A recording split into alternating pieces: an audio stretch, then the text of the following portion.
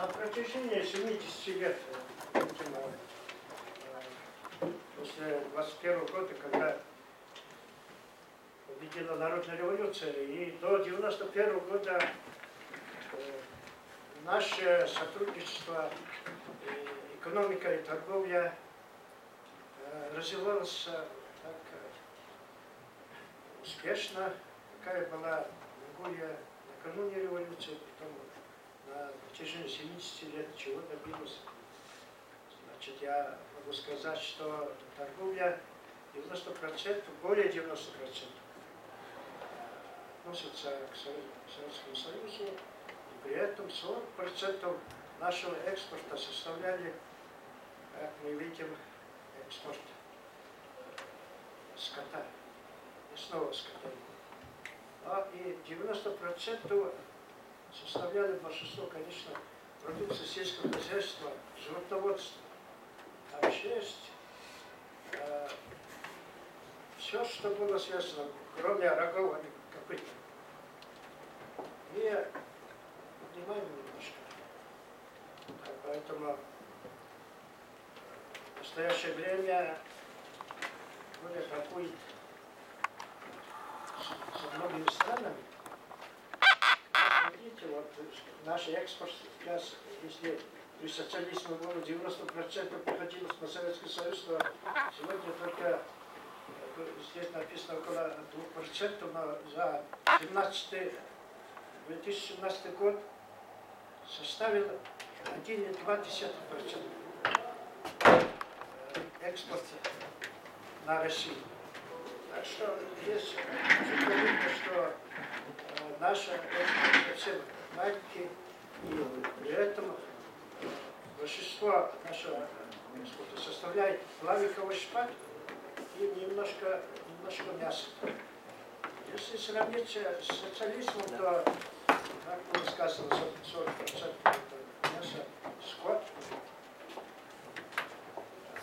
Значит, ежегодно перегонялись живой скот до 2-3 миллионов мелкого рогатого скота. И дальше 200-300 тысяч долларов мяса, говядины. Если было так, то после 91 года, когда разрушился Советский Союз, страны социалистической системы, Монголия оказалась в очень тяжелом состоянии. Впрочем, не только Монголия, как мы помним, и после Советского Союза было тяжелейшие времена. Я как раз работала в посольстве в Москве в 88-91. Это приходится на конец социализма, когда наступали такие тяжелые времена. Потом я вернулся в 96 году торговым атташе, и вот до 2007 года работал в этой области. В Москве, но там с перерывом на учебу в Дивактиме. Получается, я живой свидетель конца разрушения социализма и тяжелых критических годов и постепенного восстановления наших отношений. Дальше посмотрим. Если анализировать наши торгово-экономические отношения, то вот, почему я хочу обратиться в историю, поэтому сейчас посмотрим одну таблицу. Понимаете? Дальше. Ну, тут я про Абдыхана. В 1630 году он подарил царю Алексею Михайловичу, Алексею Федоровичу, чайные листья сушеные. Но тогда царь не обратил внимания. Но после его, когда он захворал, то лекари начали лечить отваром этой травы. Этим отваром оказался чай. Вот отсюда идет история начала чайного пути, когда тысячи караванов верблюдов везли чай. вплоть до начала эксплуатации России. Такой вопрос был, значит. После русско-японской войны, когда Япония в результате переговоров отказалась от интересов Монголии, Российская империя начала обратить внимание как раз на влияние Монголии. Причем была разработана задача не противостоять Российской империи, а увеличение Монголии экономическими и культурными методами. Значит, создавали школы русские, где-то и учение русских ребят, которые впоследствии стали революционерами. Так, дальше мы смотрим. После народной революции, когда на русском рынке господствовали западные купцы и китайцы, больше было тогда, значит, эту таблицу мы смотрим, как шла торговля между Монголией и Россией. А этим с 1906 года там постепенно увеличивается. И вот смотрим годы Первой мировой войны, как раз резкое увеличение, вот красным выделено, самый максимальный экспорт из Монголии. Ну, как обычно, шерсть, там, кожа, скот, наверное, там, лошади. Как раз это войну увеличилось потребление товаров. Вот, 15-й год уже, как в разгаре Первой мировой войны, самый большой экспорт из Монголии. Дальше идем. Значит, к 25-му году уже начали вытеснять иностранных капиталистов. И вот увеличивается сотрудничество, торговое сотрудничество с Россией.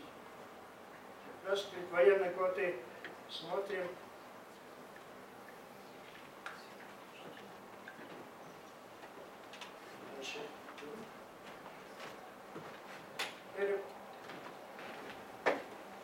Вот мы смотрим годы Второй мировой войны.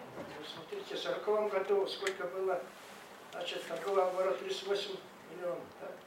В 1941 году уже почти 7 раз увеличился. И уменьшился импорт из Советского Союза, и наоборот, увеличился экспорт. Как раз выделенный экспорт, это наивысший объем экспорта, тоже шерсть, кожа, там, необходимые для военных нужд. А в 1945 году, конечно, там, итог 1945 года, да, после мая начинали уменьшиться импорт, и уменьшиться экспорт, увеличивается импорт. В годы войны вы много слышали, как трудился в тылу, русский народ.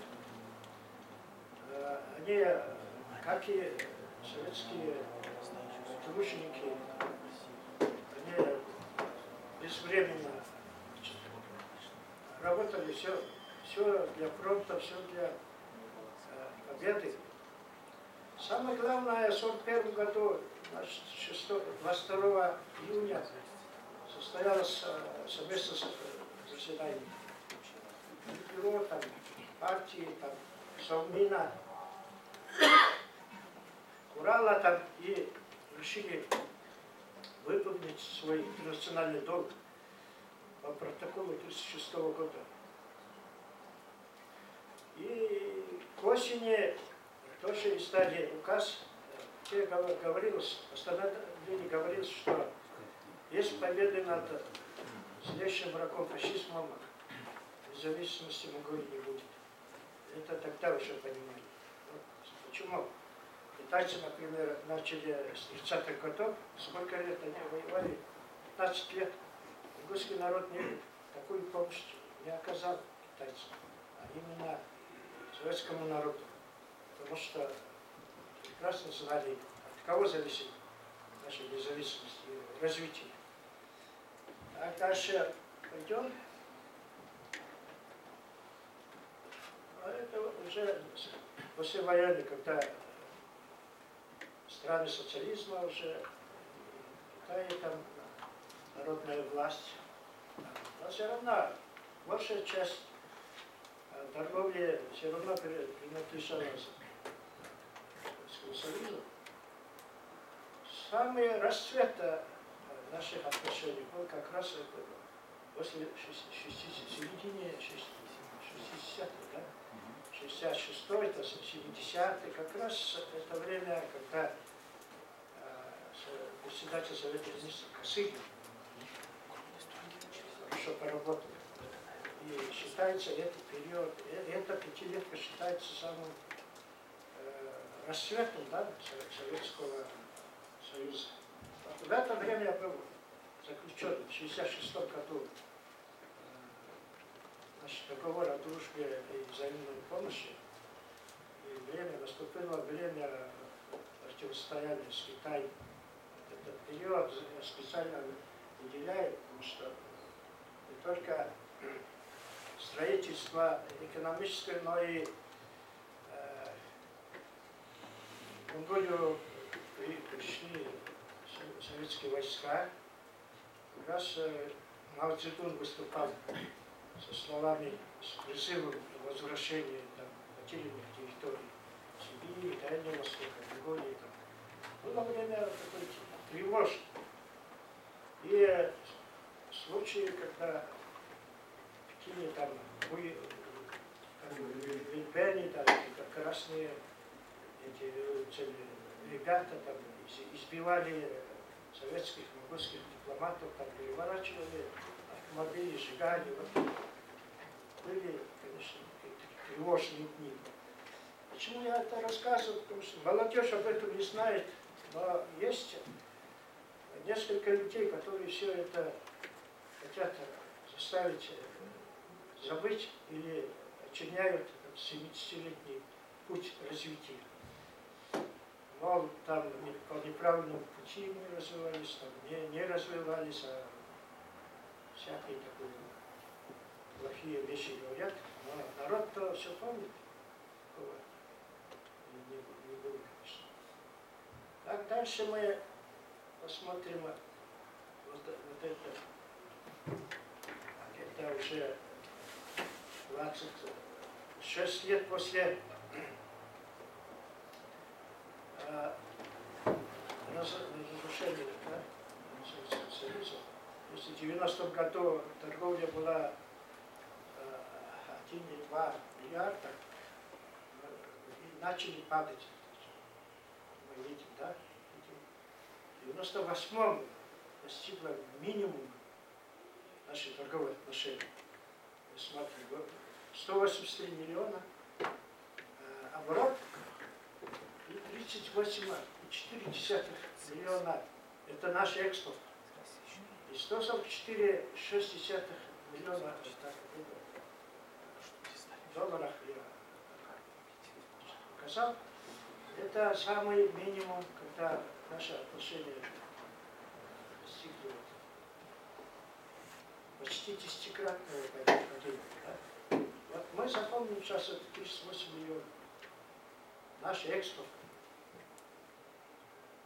Но постепенно начали, значит, с 2000 года увеличиваться и дальше смотрим 2008. Так, значит, достигла, видите, да, 1,3 миллиарда оборот. А наш экспорт 86, импорт 1,2 миллиарда. Так, дальше смотрим. А за эти годы, конечно, было падение. Вот смотрите, в 2016 году Оборот составил 936 миллионов. Наш экспорт 55 миллионов.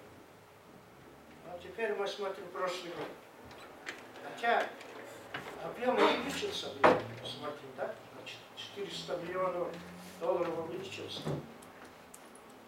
Но зато смотрим наш экспорт. Внимание, 41,7 миллиона. Это равно 98 году. Чуть-чуть там 3 миллиона больше. Да? Но видите, вот наша торговля в прошлом году вот такие показатели.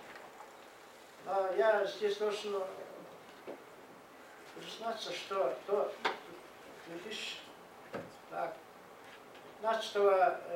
данные статистики, статистические данные монгольской таможни, а последние два данные российские таможенные службы.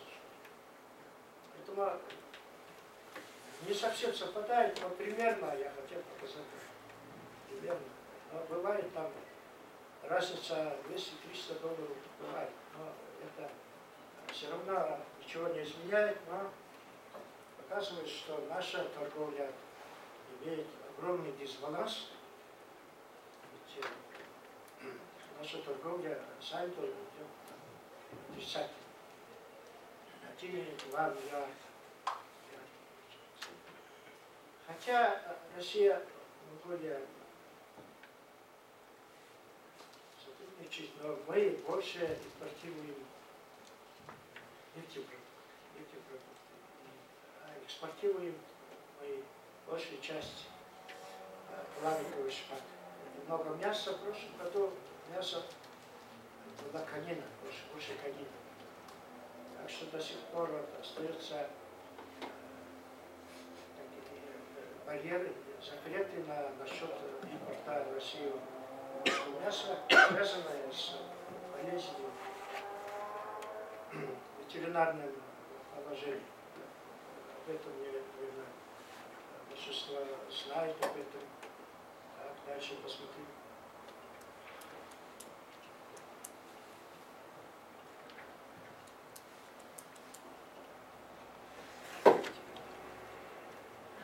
Да, дальше, так, это 60-е годы здесь, как раз сколько чего приходилось. Здесь видно, да? Сколько тысяч голов там, сколько миллионов голов мелкого рогатого там, и по какой цене. Тут написано. Например, мелкие одна овца стоит 5 рублей, если привезти. Второго там 18 рублей. Но некоторые плохие люди ссылаются на такой пример, будто вот Советский Союз по дешевке скот, но на нашем рынке тоже было дешевый. Например, коза или овца стоила 25 рублей. Значит, разница была 5 рублей. Если умножить, то получается примерно такая же цена. Но, может быть, это была фиксированная цена. Потом наш экспорт скота составлял сезонный характер.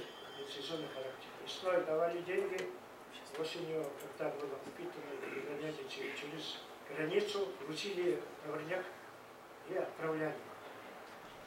Оказывается, вот мелкие рогатые скот отправляли в Среднюю Азию. Об этом я узнал, когда студентом служил, работал в стройотряде в Зеленоградской области. Местный житель, пожилой человек, рассказывал, как очень много овец привозили и бросали в этих станционных тупиках из воды, сена, там все. Страшно было зрелище. Погибал скот.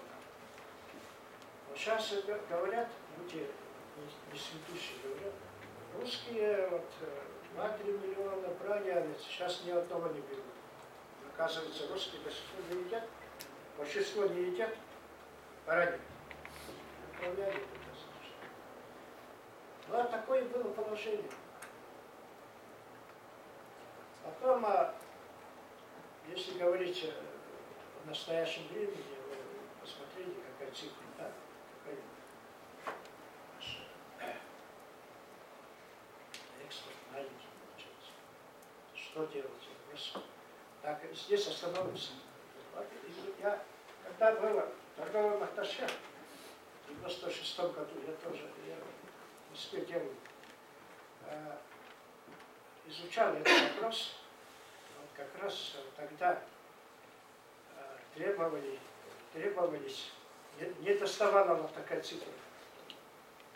Половину, 4,5 миллиона тонн Россия сама производила, а вот были из-за границы нужно было, значит, 1,5 миллиона говядины, свинины, там, говядины.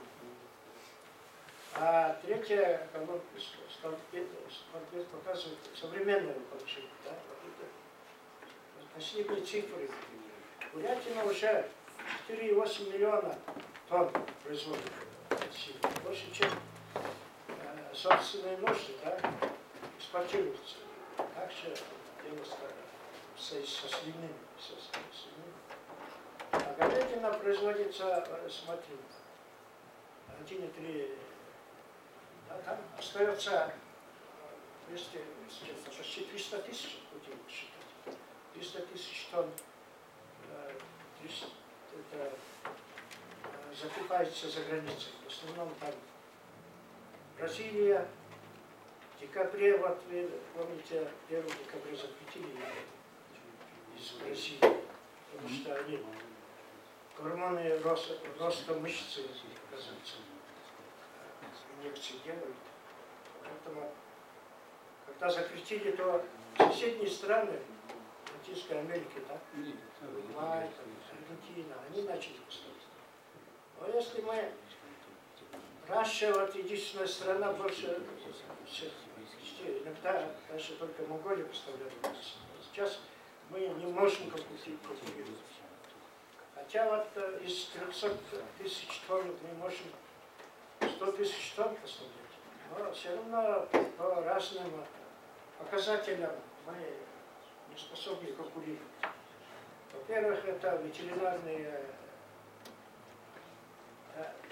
оздоровительные меры, что необходимо.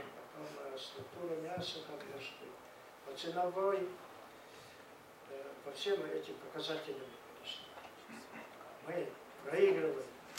Разве что мы утверждаем, что самое настоящее, экологически чистое, без всяких гормонов, да, это, так сказать. Но если посчитать, что там болезнь скота, то здесь доля истины есть, конечно, но увеличивать не стоит. Потому что тысячи лет мы видим. В последнее время в Лиле пишут о пользе баранины. Так что, очень. Баранина, если в год мы поставляли от 1 до 3 миллионов голов, то сейчас, если отнять там 10 миллионов, так, по 5 миллионов примерно, я говорю, коровы, коней, то там получается 70 миллионов голов мелкого рогатого скота уже. Расплодился, некуда делать. Поэтому сейчас надо научиться, наверное, импортировать баранину. Хотя вот у нас есть конкуренты, в частности, внутренняя Монголия. Мы вот желаем туда поставлять баранину, например. Да, китайцы-то не едят. Поэтому внутренние монголы говорят, у нас своих овец хватает. Там остается что делать. Мы вот сейчас перейдем от моих предложений, что делать, что можем делать. Вот мы смотрим, вот, пока оставим мясо, импорт, экспорт мяса, Россия импортирует картофель из Египта. А Монголия поставляет картофель в Японию. Что если у нас возможность вообще через границу просто естественный транспорт, да, довести туда.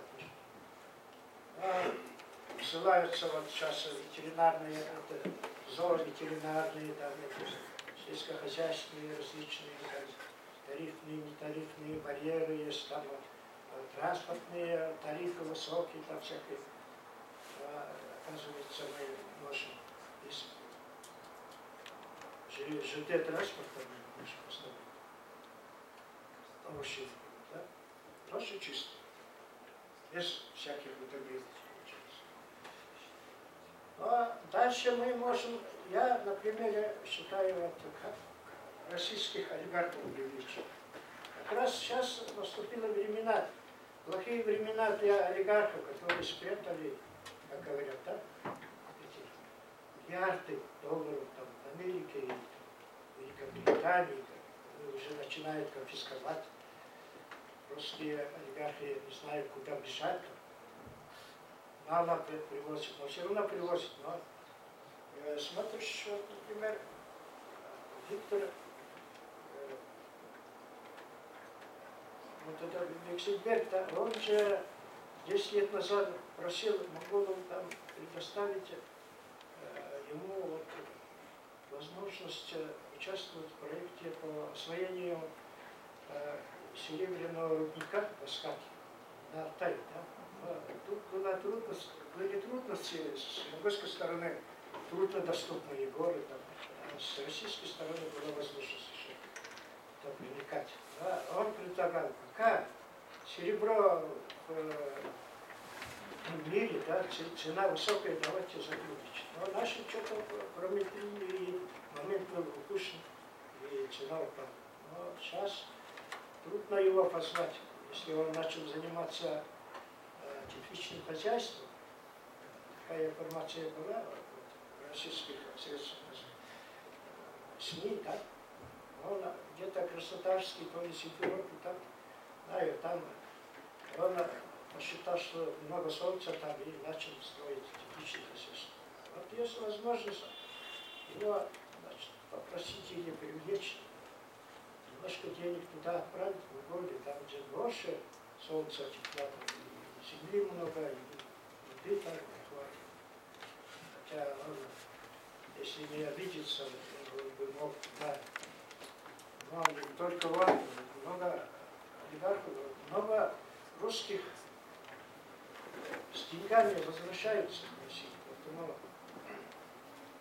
я призываю вас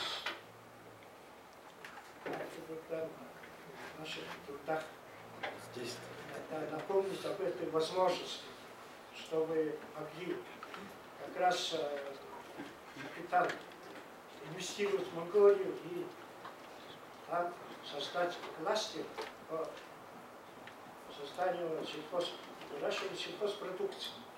Это может быть и животноводство, свиноводство, там, птицеводство, и органические продукты, и овощи, и картофель. Все это можно вырастить и накормить два народа. И дальше можно вообще на Запад поставить органику, да, органические продукты. Потому что как раз на сегодня остро стоит очень большая надобность органических продуктов. В Англии, например, там 300 тысяч хотят закупать. Можно все это сообща сделать. Поэтому я в последнее время призываю наших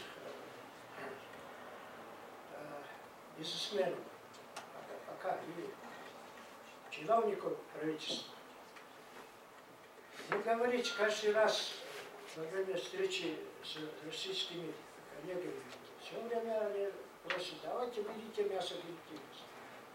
Как мы видим, есть цифры, там, атома стало маленькая, там конкуренты появились, которые готовы 4 сезона и 24 часа. мы лучше нам инвестировать в любую область, но пищевую область, сельскохозяйственную. Но я в заключение хочу сказать, что с моего рассказа, значит, я разделяю вот этот путь развития наших торговых отношений. Начало и развитие этого с 21 по 91, там, с 91 там, упадок, там, да, с 2000-го, и до сих пор идет потихонечку, останавливается, но самый большой дефицит и это получается отрицательным для Монголии. Нужно, чтобы равноправие и взаимная выгода. В этом наша задача должна быть стоять. Я думаю, что вы согласны с моим мнением. Пора это немножко изменить наши желания. Но, разумеется, по возможности будем поставлять мясо, как без этого. Но здесь в моих предложениях есть тоже организовать мясоперерабатывающий забой, как делают. Раз китайцы и русские не едят вкусную баранину, можем поставлять эти мусульманские страны, Шинджан, там, или там, центральную, бывшие среднеазиатскую, там, арабские, турки, там, они понемножку берут и летают на самолете. И главное требование их по религиозному обряду, да, халяльному методу должно быть все работать. Поэтому мы можем, если деньги найдутся, можем там поближе западных аймаках, границе с поближе с мусульманами, да, Шинджан-Уйгурский, там, киргизы, там, казахи, дальше узбеки. Там организовать это халяльный убой. Пусть это предприятие будет современным, а эти возчики, да, как товарищи называются, которые резают корм, пусть они будут мусульмане. По халяльному ихнему методу чего стоит. И, во-первых, вот это есть ближайшая реализуемая задача может быть. А по экспорту горнорудной промышленности вам все известно. Мы поставляем уголь, медь и железную руду больше всех. Ну и там золото. Толпой там еще золото много тоже. Но последние события мы уже знакомы, как арестовали бывших премьер-министров, министров, которые заключали как раз эти договора с западными этими. Поэтому посмотрим, как пойдет дела. Некоторые пугают, что если мы откажемся от ОЮТ-1, если расторгаем договор, то будет очень плохо с нами будет. Но я думаю, другие инвесторы появятся. На этом разрешите мне завершить мое короткое выступление. Спасибо за внимание. Давайте продолжим наш разговор в формате вопросов и высказываний, реплик. Вопрос можно? Пожалуйста. Скажите, пожалуйста, у нас мы здесь знаем, что монгольское мясо к нам не идет из-за того, что наша ветеринарная служба России не пропускает. Есть такое? Есть такое, да? Вы согласны с этим основом, что они есть там монгольская скот наша больше подвержена заболеваниям? Есть такое или нет? Ну, я скажу, раз я в личности торговым атташе я принимал участие во всех переговорах, во всех заключаемых протоколах. Там ветеринарные требования есть. Вообще от импорта скота, живого скота отказываются. От импорта баранов и баранины тоже отказываются. Разрешается только мясо говядина, замороженное без костей. И то вот из районов за последние 3 года, где не было заболеваний скота. Потом до урана только пускается.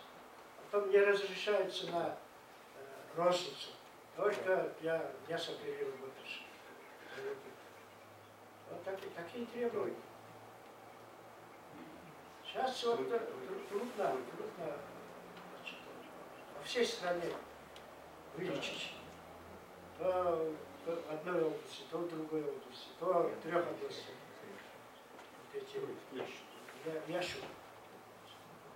Но это играет большую роль. Потом конкуренты большие. Если до 2014 года европейцы, там Германия поставляла мясо, то сейчас Латинская Америка. А при социализме такого не было. Фрукты только поставляли. Поэтому сейчас конкуренция огромная, и вот эти барьеры такие остаются. Еще один вопрос такой. А сейчас структура мясного импорта какова?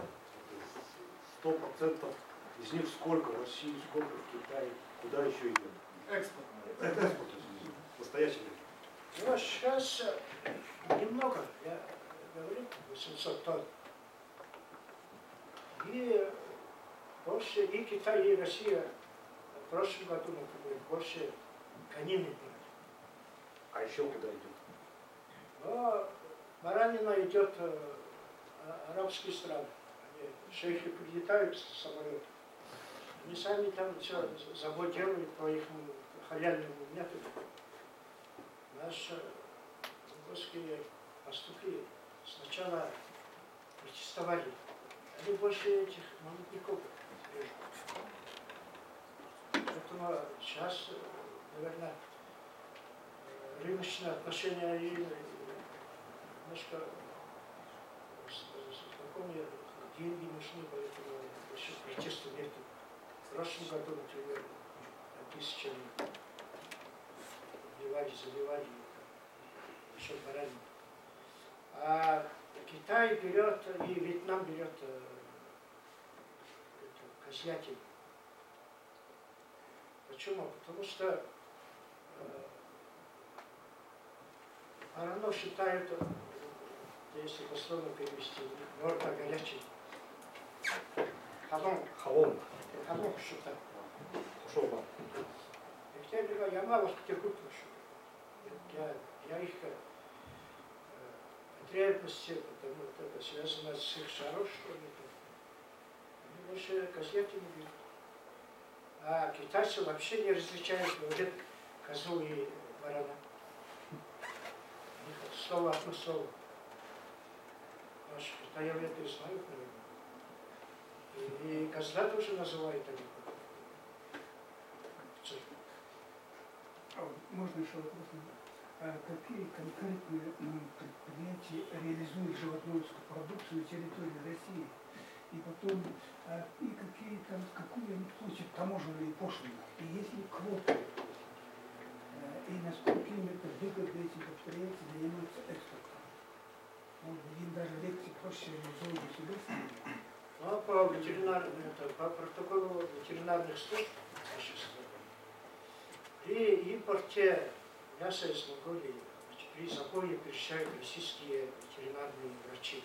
Они присутствуют на предприятиях, которые получили разрешение на экспорт мяса в Россию.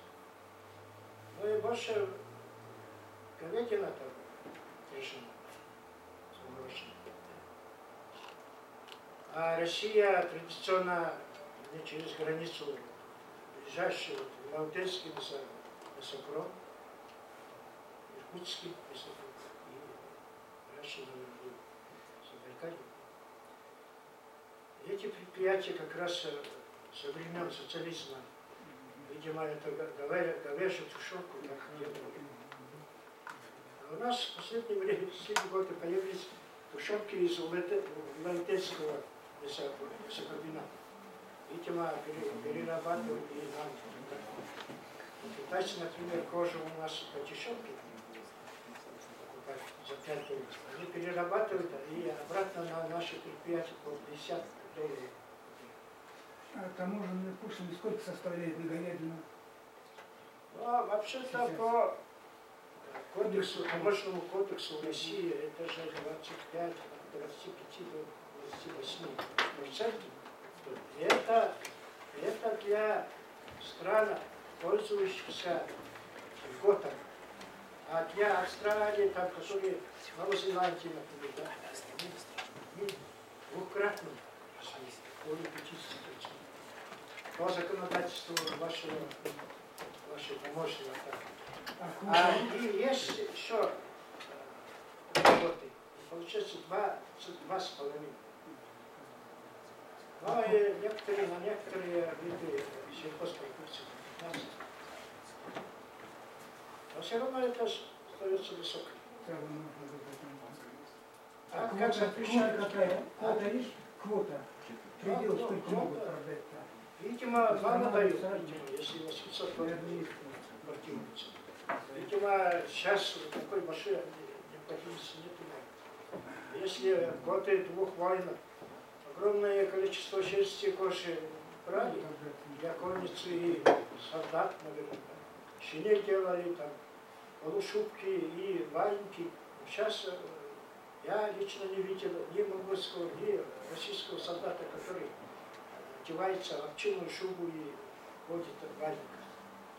Может быть, на севере есть. Не знаю. Отсюда видно, что при приватизации не только в Монголии, но и в России эти предприятия уже были разрушены. Если была необходимость, то брали.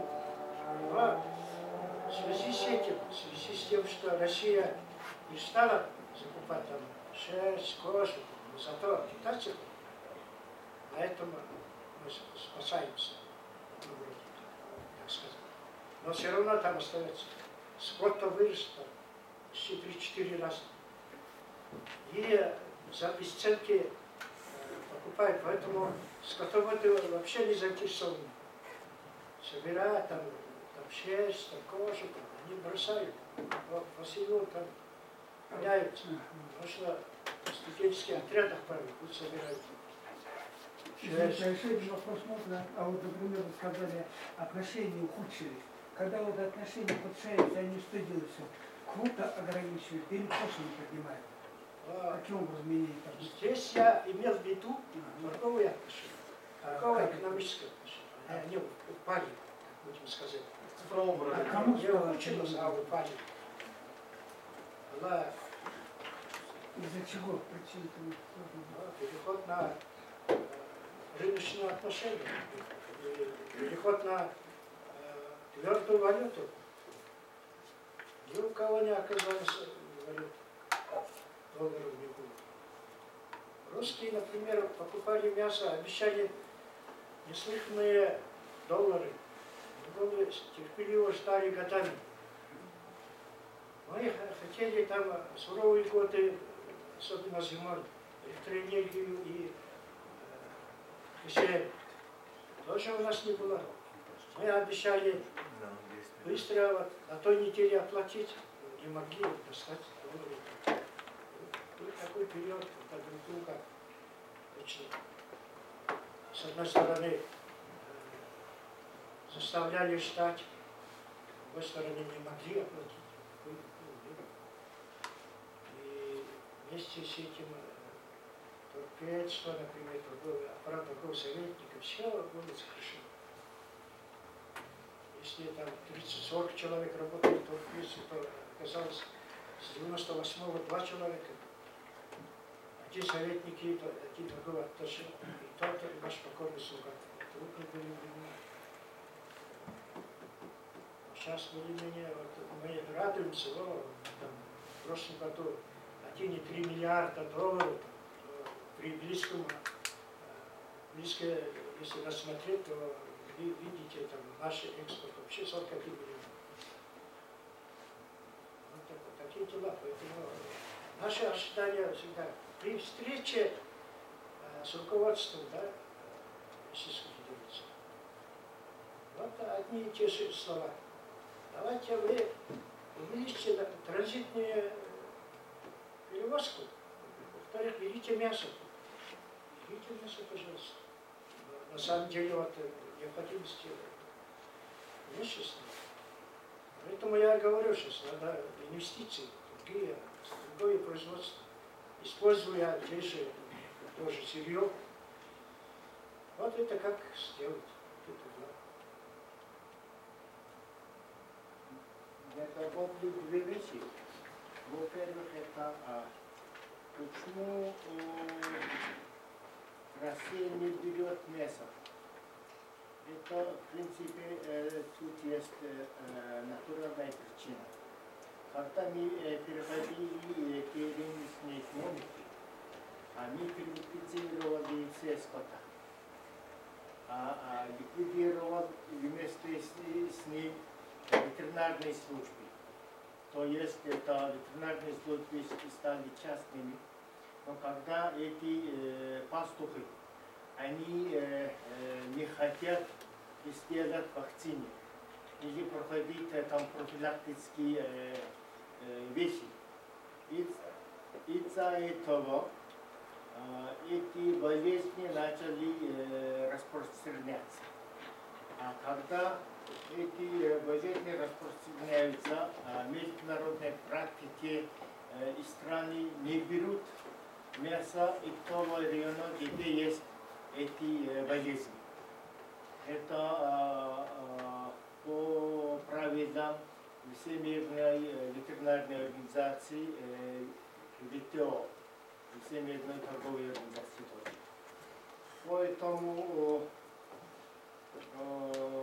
правительство делало вывод в прошлом году, в конце декабря, по-моему, принят закон, чтобы создать новую государственную ветеринарную службу. И еще мы делали другой закон, по которому и все пастухи должны делать вакцины и профилактические работы. Поэтому я думаю, этим летом эти работы начнутся. Примерно где-то через 2 года. В основном эти скоты будут и здоровыми. В этом случае Россия будут покупать у нас мясо. Это во-первых. Во-вторых, пока у нас нету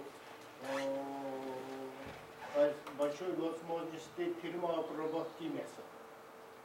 Если это консервы или колбасы и другие. После термообработки Россия может получить. Это не составляет труда. Во-вторых, почему торгово-экономические отношения между Монголией и Россией упали после 90-х годов? Потому что и все страны СНГ, они заключили между собой беспошлинное торговое соглашение. Таким образом, они сохранили и все хозяйственные отношения между ними. То есть, если Россия экспортирует продукцию в Казахстан, тогда беспошлин, из Казахстана Беларусь беспошлин, а из Беларуса в России тоже без таможенных пошлин. А тогда наши некоторые там демократические юные руководители, они сказали, что мы будем сотрудничать с Россией на основе международных принципов. После этого Россия ввела пошлины на монгольские продукции на уровне развивающихся стран и все льготы устранили. В этом случае монгольские продукции стали неконкурентоспособными на российском рынке. А тогда эти наши промышленные предприятия из-за того, что они не могут продавать свои продукции за границей, поэтому и все эти многие предприятия банкротились. Тогда приватизировали эти предприятия, а потом новые хозяева этих предприятий, конечно, в то время не было оборотных средств. Когда они все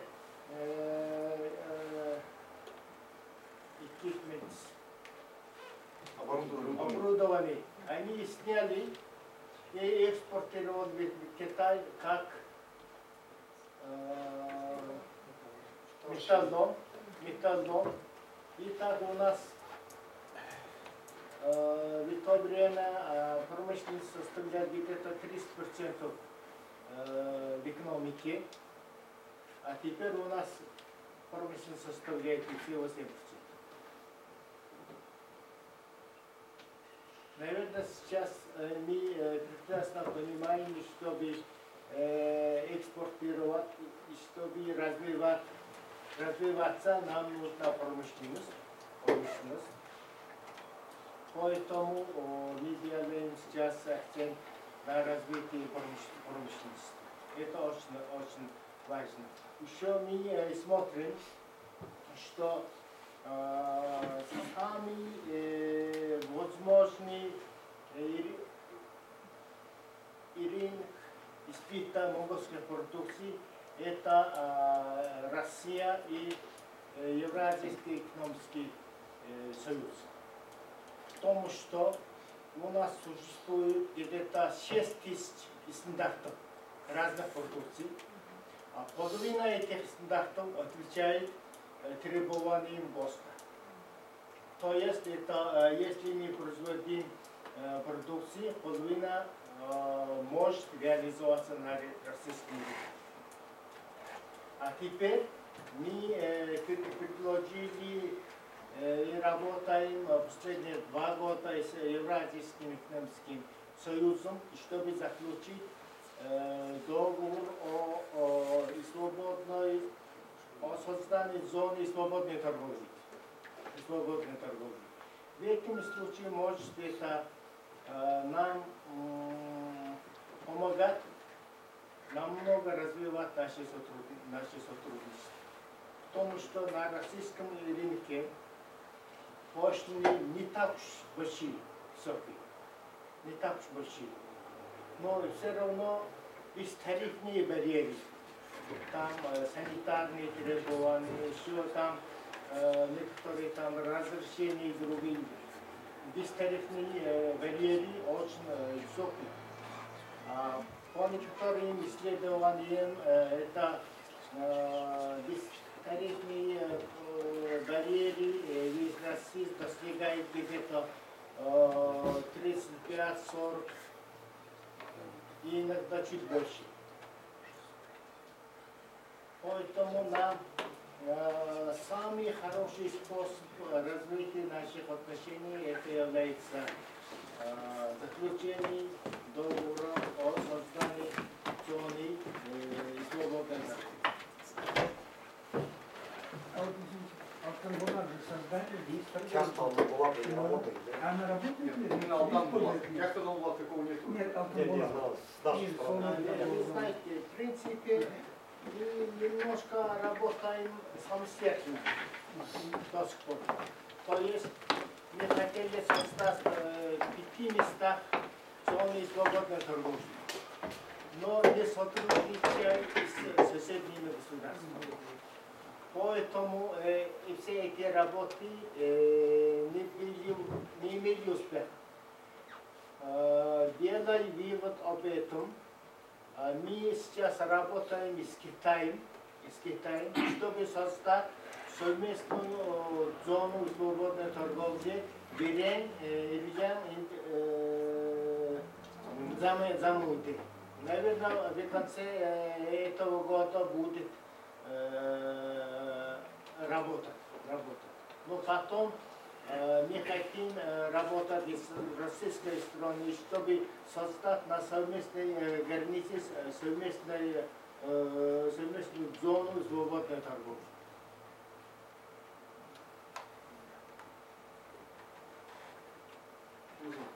Вопрос, вам не кажется, что все отношения в России и Монголии как-то уже все эти годы мешает власть, власть?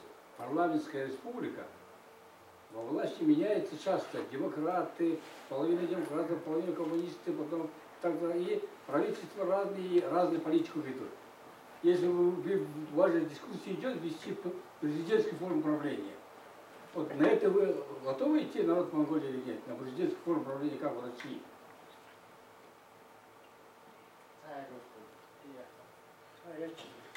Вы знаете, это у нас так.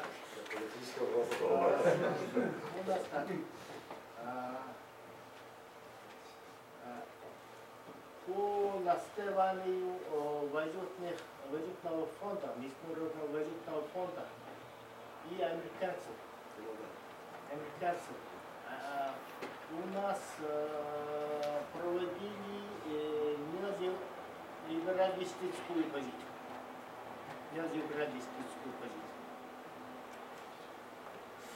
Они нам советовали, что это невидимая рука рыночную экономику регулирует и все. Ну, результат был совсем наоборот. Поэтому до сих пор у Монголии была долгосрочная программа развития страны. Долгосрочной политики не было. Поэтому каждые 4 года политические партии с одной программой участвовали в выборах. После выборов они реализовали эту политику.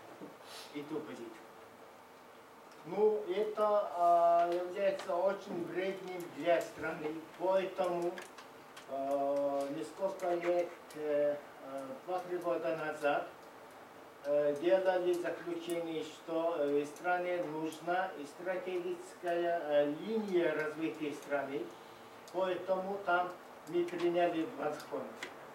Один закон у страны должно быть там концепции на долгосрочный период. Во-вторых, и все политические партии должны базировать свои программы на основе этой стратегии, долгосрочной стратегии. Поэтому, я думаю, теперь у нас будет, наверное, более-менее постоянная политика на долгосрочной основе. Даже мы создали в теперешнем правительстве агентство по планированию стратегического развития. Да. Появился закон, Да. да. Это было очень важно. Например, если я знаю, что некоторые там годы Россия очень близко сотрудничала с Международным валютным фондом. И они дали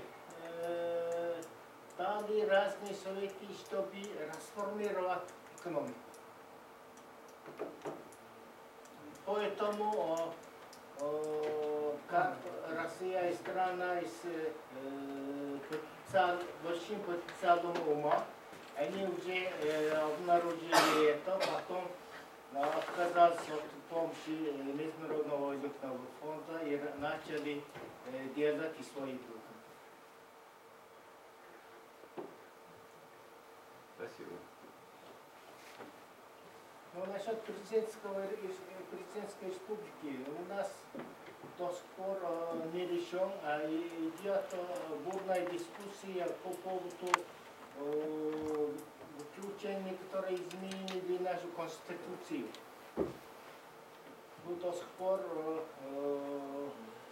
мнения не конкретизировались. Говорят, дискутируют, до сих пор не кристаллизировалось. Парламент как-то более стабильный, только придет какой-нибудь президент. Не, наоборот. Наоборот считается. Это, по моему личному мнению, если умный, патриотически хороший президент, это может быть лучше, потому что у страны есть одна голова. А когда, если коррупция и иностранные влияния будут больше, тогда, может быть, это парламентская республика, это лучше. Потому что трудно изменить вещи с членами парламента. Одно добавление, мне кажется, монгольская политическая элита не заинтересована в президентской республике. Зачем А? убить сук, на котором сидишь? Ну, конечно, у них же ситуация, когда разные партии представляют, ну, скажем так, разные направления и разные источники, в том числе финансирования. Им невыгодно. Им вообще невыгодно, чтобы был один хозяин. А в нашей политической культуре нам нужен царь. Не один. А Нам прочит. как считается, Монголия все переходная экономика или все-таки уже не переход на рыночную экономику? Как вы считаете сами? Переход, понятно, президент. Но когда уже рыночная экономика устоялась, как вас По-моему, теперь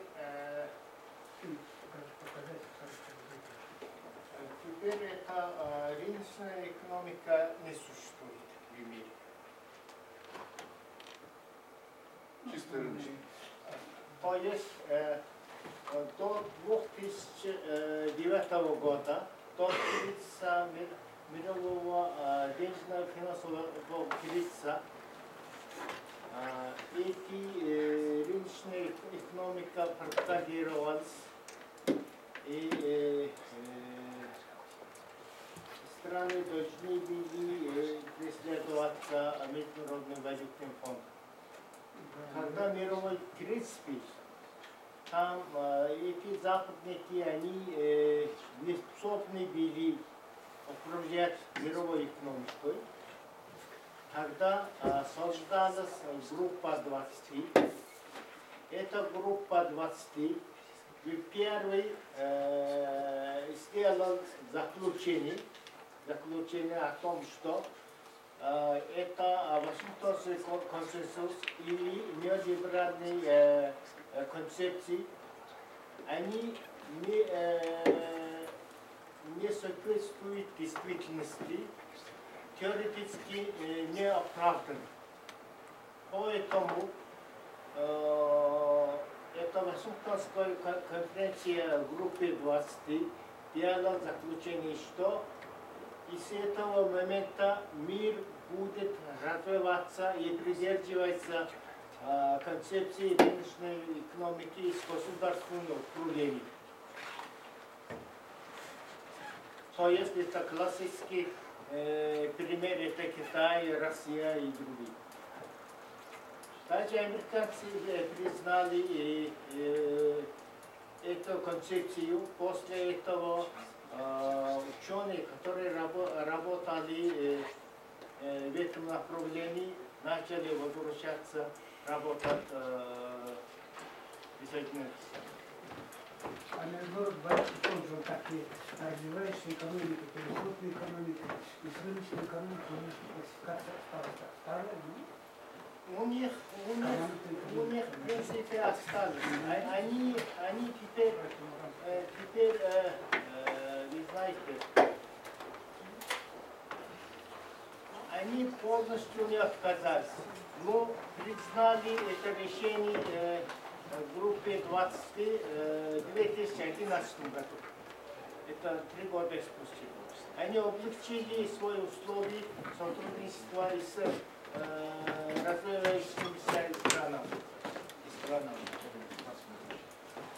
Теперь, когда эти emerging countries, это быстро развивающиеся эти страны, они хотели сделать реформу в Международном валютном фонде и Мировом банке.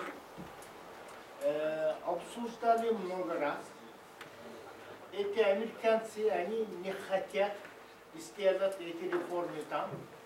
Поэтому теперь, по моим исследованиям, китайцы и emerging countries, в том числе БРИКС, начали проводить политику, полезную политику.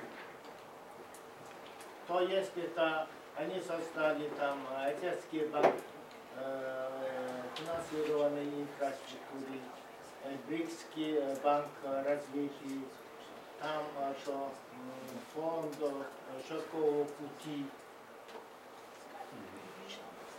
В этом деле они начали создать конкретные структуры.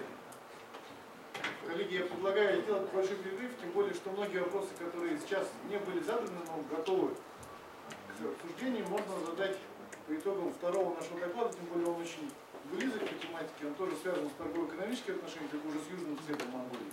Поэтому я предлагаю немного отдохнуть, и буквально минут 10 посвятить будет посвящен в первую очередь отношениям Китая и Монголии в сфере экономики, ну и, наверное, сопутствующих сфер.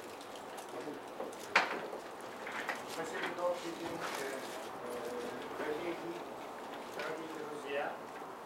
Меня зовут Санджимет, как вы видите. Я бывший монгольский дипломат, работал в дипломатической службе где-то 30 лет. В частности, я поработал за границей в Алжире, Брюсселе, Женеве, Париже.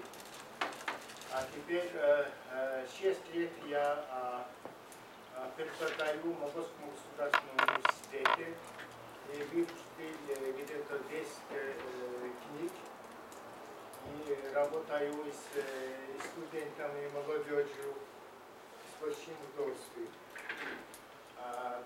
Тема сегодняшнего моего доклада – это монголо-китайские отношения, но я не буду говорить это долго, потому что я чувствую, что присутствующие здесь доктора, профессора, они хорошо знают Монголию. Еще, может быть, эта дискуссия будет более полезна, чем моя лекция. Поэтому я буду немножко коротко.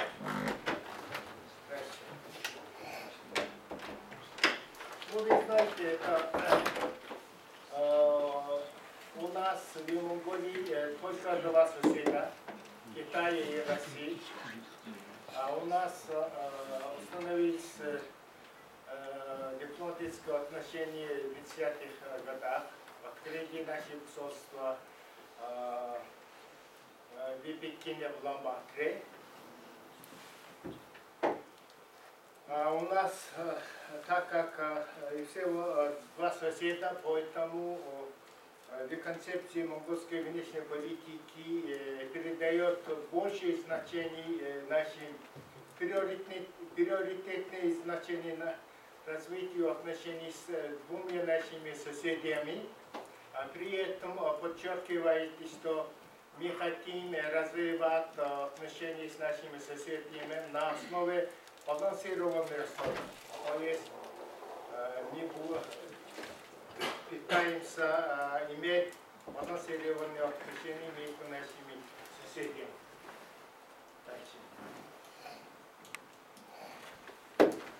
И с китайской стороны тоже придает большое значение развитию отношений с Монголией.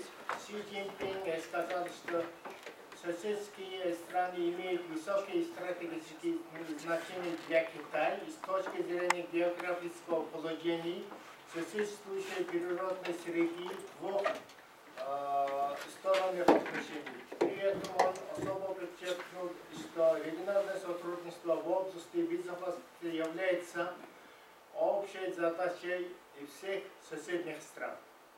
Дальше.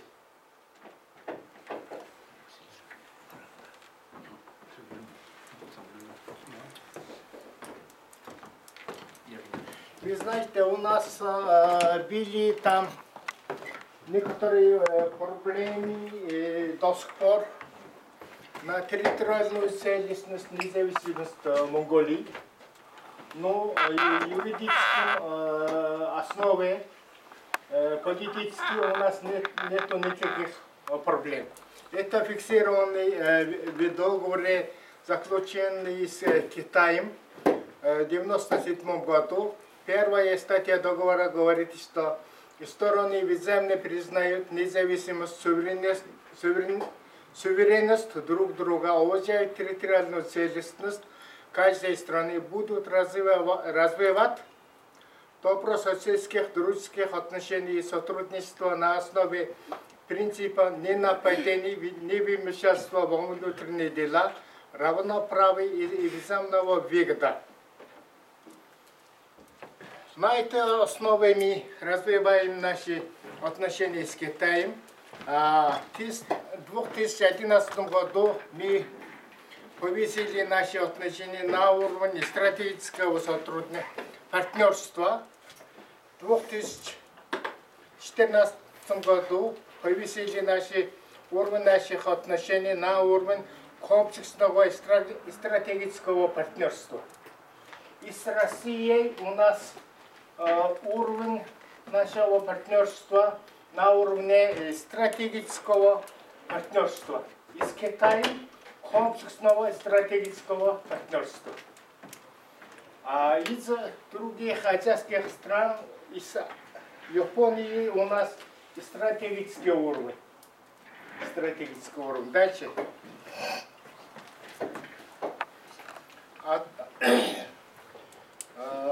Между двух наших стран механизмы сотрудничества существуют. Встреча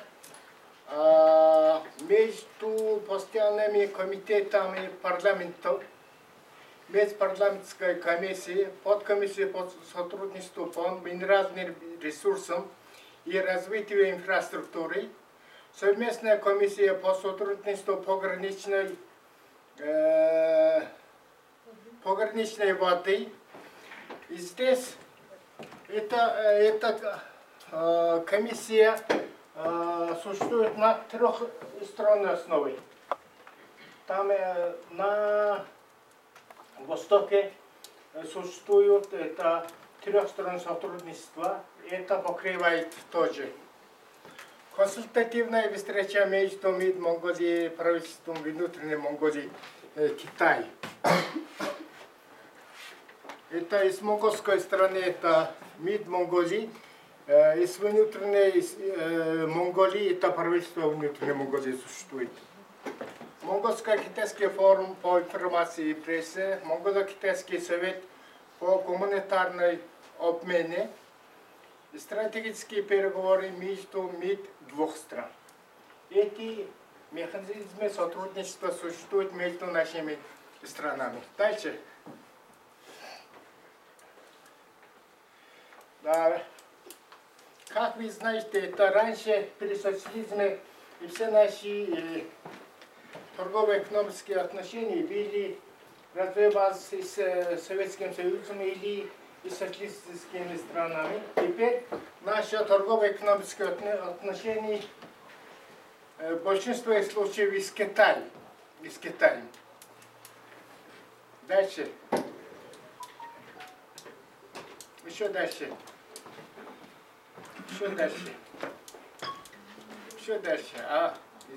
Здесь. В экспорте Монголия, Китай имеет место 86%.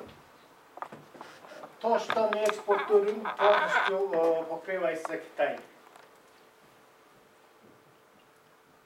А Великобритания и про Россию вам наш товарищ Аюсей сказал, то, что мы экспортируем в Великобритании, это золото. Поэтому и все наши экспорты почти полностью в Китай. Потом.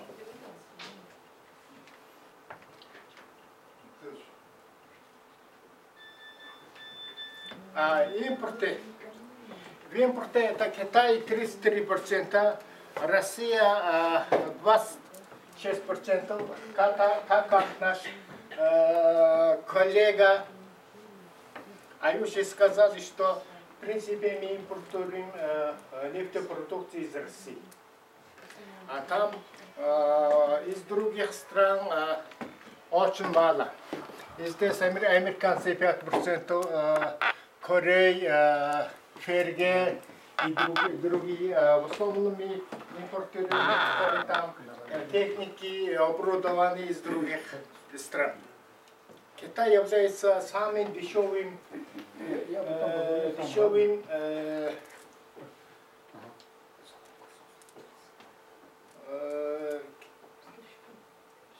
Китай нам поставляет самые дешевые, хорошие продукции в области строительства, технологий, машин и другие там продукты питания, одежды даже.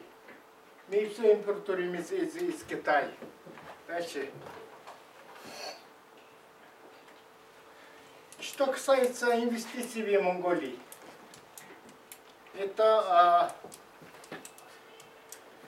Китай инвестирует у нас очень много. С 90-х до 2017 года китайские предприятия инвестировали $2,5 миллиардов, а 70% от них инвестировалось в областях геологоразведочных работ, добычи, а 25% в областях торговли, общественного питания, 2,5% в области строительства. Потом, дальше. Если взять структуру иностранных инвестиций в Монголии, первое место занимает это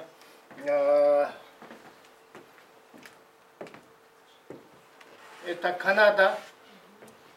В основном это инвестиции в валюту. Потом Китай, потом Нидерланды, Сингапур, Япония и другие.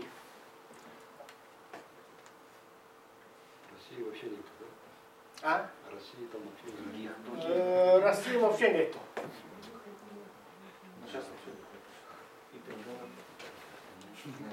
Дальше. А если взять это по областям, в каких областях иностранные инвестиции приходят, здесь 75% природные ресурсы, недвижимое имущество 4%, переработающая индустрия 2%, гостиницы, рестораны 2%, строительство 5%, торговля и финансы 5%. То есть в Монголии мы практикуем более либеральную политику в области инвестиций. То есть у нас почти нет никаких ограничений в области инвестиций. Иностранные и местные национальные монгольские инвесторы имеют одинаковый статус.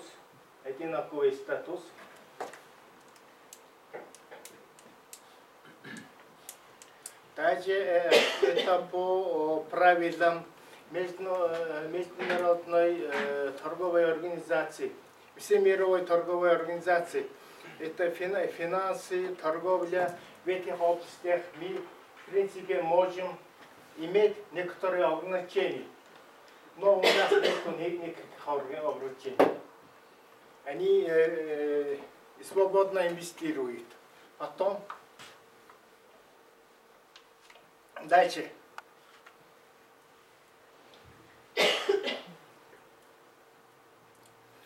Сотрудничество в гуманитарной области. Где-то 1 миллион монголий едут в Китай каждый год, а 300 тысяч китайцев едут в Монголию. Китайцы имеют визовый режим, а Монголии безвизовый режим до 30 суток. Монголии могут и свободно ехать в Китай в течение 30 лет. А Китай каждый год предоставляет 220 стипендий от правительства, а внутренняя Монголия тоже предоставляет монгольским студентам 100 стипендий.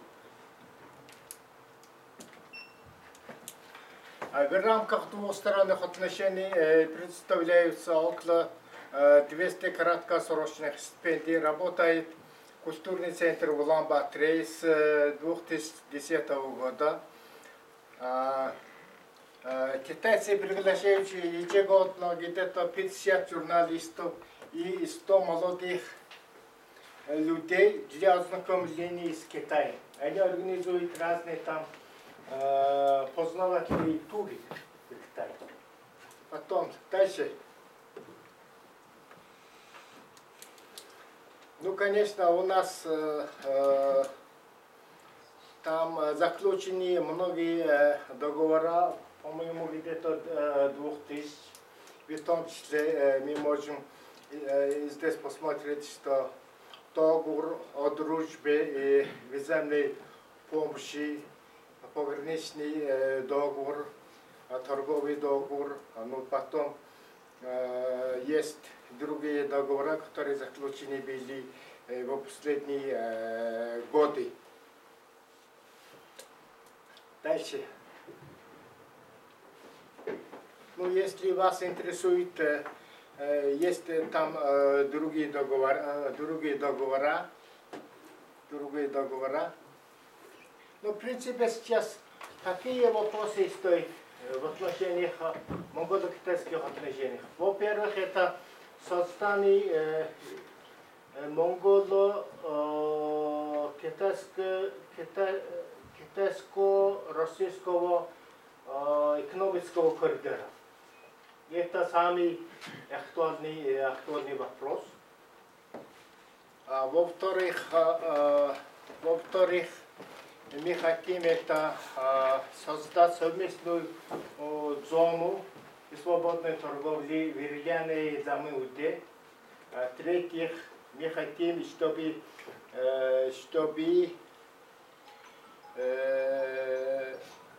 увеличили пропускную способность на границе. То есть Монголия хотят экспортировать больше угля и другие продукции. Пограничные пункты у них не имеют такое качество и способность пропускать. Например, это недавно наш премьер-министр посетил Китай. Во время этих переговоров они решили, что будут увеличивать пропускные способности на границе, чтобы пропускать побольше угля и другие продукции из Монголии. Потом у нас есть вопрос, как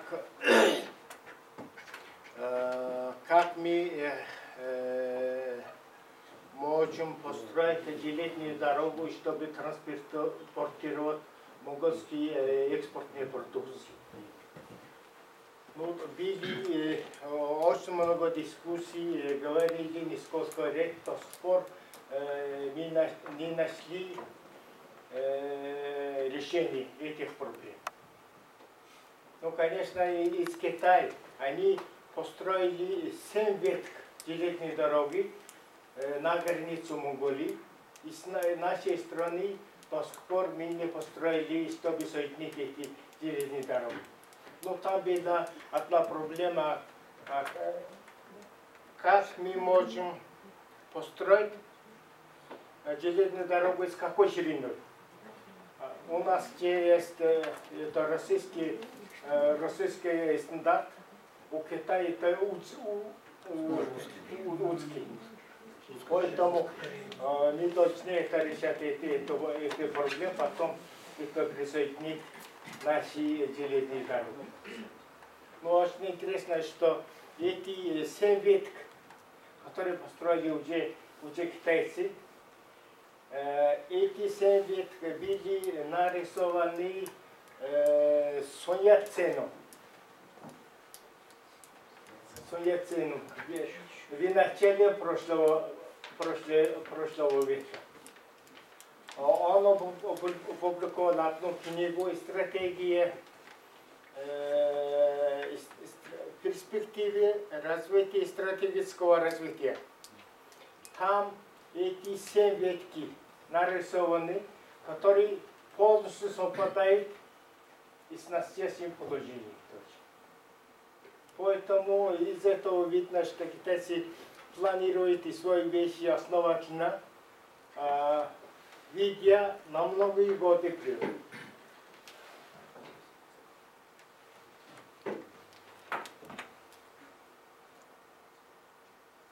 Наверное, теперь лучше всего отвечать на ваши вопросы, дискутировать. Наверное, так полезнее будет. Можно вопрос? Вот то, о чем мы сейчас говорили, вот это и есть проект «Степной путь», это или «Степной путь» это нечто принципиально другое уже. И каковы перспективы вот этого проекта, который Богдош проговаривал и с Си Цзиньпинем, и с Путиным? Вы знаете, это сначала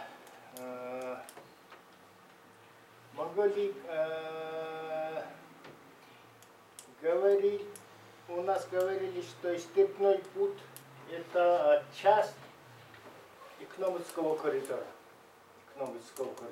И в принципе в инициативе, китайской инициативе «Шелковый путь» там есть 6 коридоров, 6 экономических коридоров. Теперь, кроме нашего коридора, и все остальные продвинулись намного лучше. Например, они уже построили экономический коридор из Китая через Мьянмар. Через Мьянмар на Индийский океан. Это уже существует. Там уже построили нефтяной провод, газовый провод, и дорогу тоже уже сделали. А с другой стороны, они уже начали работу по строительству коридора Китай-Пакистан. Таким образом, китайское сырье приходит прямо из арабского полуострова в Китай. Раньше, вы знаете, это и все китайские там сырье, энергетические ресурсы приходили через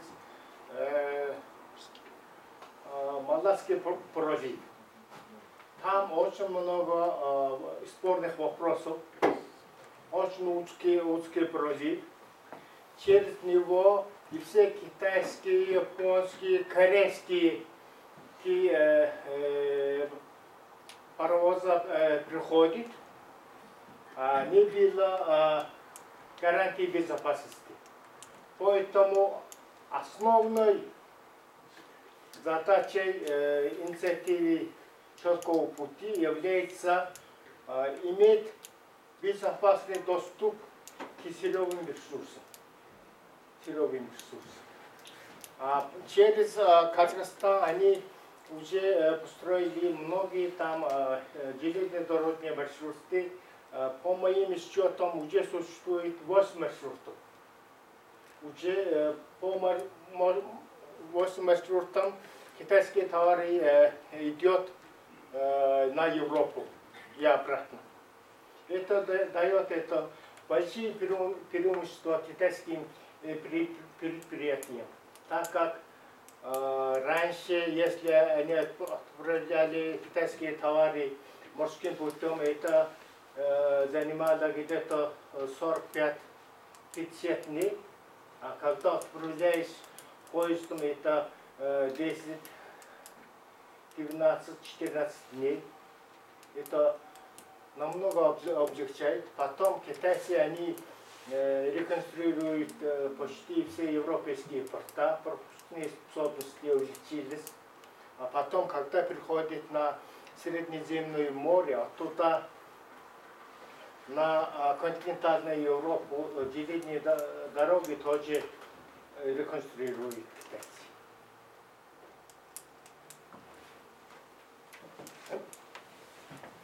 А поэтому нам теперь нужно как-то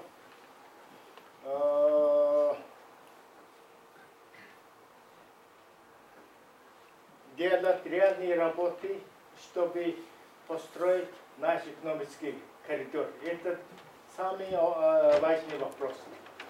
В этом направлении делаются некоторые там усилия. Например, в прошлом году мы заключили трехсторонний договор по транспорту. Это договор уже ратифицирован, будет действовать теперь. А потом вчера наш товарищ Демдин показали, что трехсторонний маршрут были проверены в прошлом году, то есть это тяжелые грузовики, они погрузили в Улан-Удэ, ехали через Монголию до Тенджина, обратно вернулись, об этом дискутировали в Улан-Удэ, делали некоторые там выводы, теперь это будет действовать. А потом трехсторонний договор по сотрудничеству таможенной области тоже был подписан. А теперь эти таможенные барьеры намного облегчились. А теперь нам нужно конкретно инвестировать на построение двухлинейной железной дороги, а тоже построить автомагистраль, скоростную дорогу, а при этом около пути прохождения этих путей нужно создать некоторые там экономические зоны. Это очень важно. Экономические зоны. То есть это в будущем. Сейчас очень много говорят о четвертой индустриальной революции.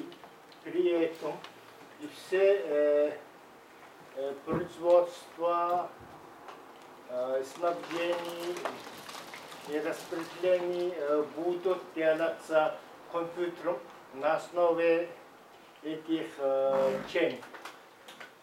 Как это переводит chain? Production chain, supply chain. Ну, сети, Да, сети, да. цепи. Да, цепи. Если это не можем создать эти цепи, то к 30 году, даже если у вас будет это уголь, вы не можете продать. Потому что все эти цепи, они потребляют на основе долгосрочной программы. И это контролируется компьютерами будут. Да, автоматизированные. Поэтому нам нужно работать в этом направлении очень усердно. Мы не должны опускать эти возможности. Вопрос может тогда, кто и что мешает, почему именно наш путь так трудно идет, в отличие от других? Какие препятствия существуют? По моему мнению, у китайцев очень терпеливый народ. Если инициатива не отходит от его партнеров, они ничего не делают. Они работают внутри себя. Например, это чтобы создать наш это экономический коридор, центральное правительство выделяет 1,5 миллиарда юаней на каждый год на этот проект. Поэтому они по пути прохождения будущего коридора они строят дороги, гостиницы, обслуживание. Они делают это. А мы, Россия и Монголия, мы немножко там отстаем еще, я думаю, если не пожар не вспыхнет, мы сидим. Мы сидим. Но в этом направлении что-то делается. Например, когда в Уфе была одобрена программа реализации этого экономического коридора, там выбрали мы 32 проекта. Из этого в прошлом году мы выбрали 4 проекта. А потом в этом году в МИДе Монголии создал там да, это этот центр в основном создан в МИДе Монголии. А теперь, я думаю, это российские и китайские работники, ученые должны приходить там работать. Ну, я думаю, там в следующем месяце наши руководители 3 стран будут встречаться во время встречи на верхах ШОСа. Будут встречаться и, наверное, даст некоторые указания, чтобы ускорить наши дела. Можно еще вопрос? А вот пропускная способность между Россией и Монголией, сколько там получается тонн машины и пассажир машины, и между Монголией и Китаем? Если есть разница, то какая разница? И если разница большая, в чем основные причины? Почему у нас грузопоток, пассажиров поток, скажем, меньше, проходит пропускная способность низкая, а между Китаем и Монголией лучше? Или одинаково? Ну, вы знаете, там пассажиры это совсем другая вещь. Потому что у нас на границе там поезда идут, потом машины там идут. А в основном мы все продукции получаем из Китая. Поэтому потребность ездить в Китаю намного больше, чем в России. Во-первых. Во-вторых, мы давно, в принципе, договорились, чтобы реконструировать нашу железную дорогу. Но не получается, потому что мы, Россия и Монголия хотят гарантии, чтобы китайские товары будут проходить транзитом через Монголию. До сих пор китайцы не дают нам гарантию. Поэтому мы ждем этого и не инвестируем. Еще, конечно, там есть, мы построили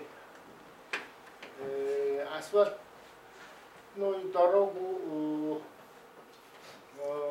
Замингут и до Астамбула. Но эта дорога не скоростная дорога. Если будут кое-какие гарантии с Китаем, тогда мы планируем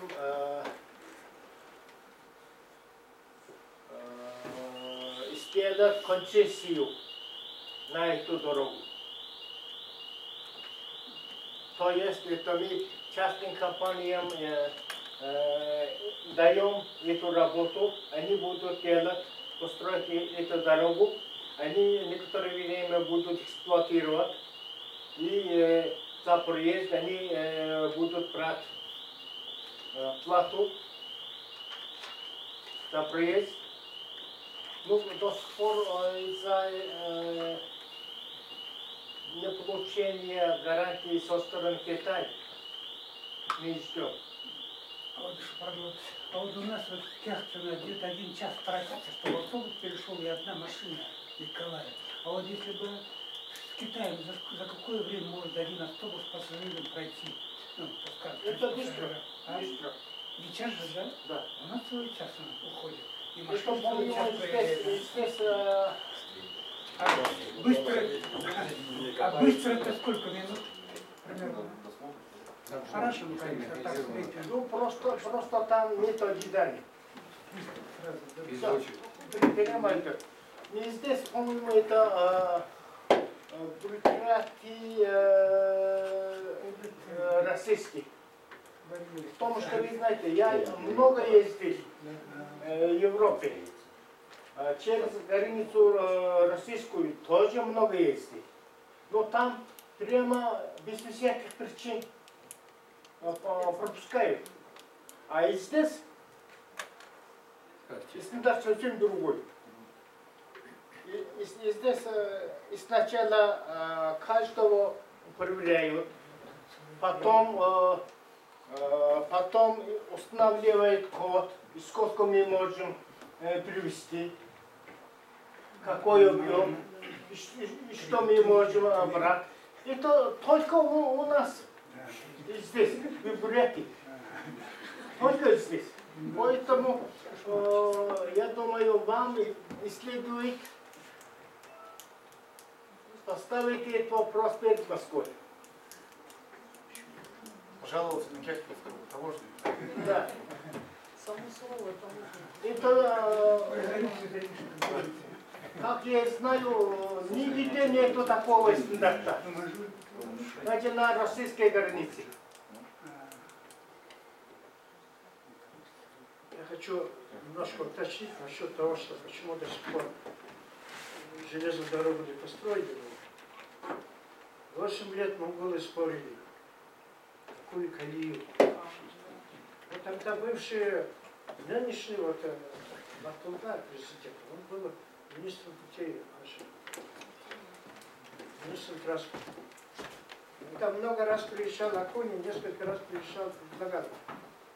Давайте мы построим на 8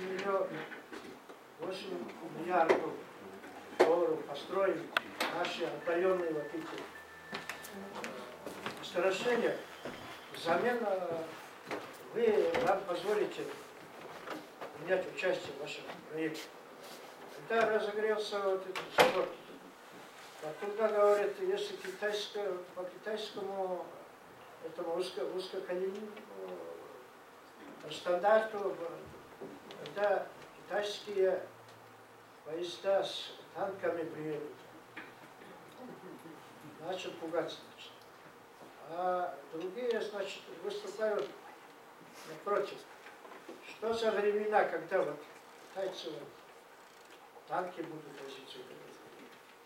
Ну, история вообще-то понятно, во всех войнах, во времена всех войн используется же.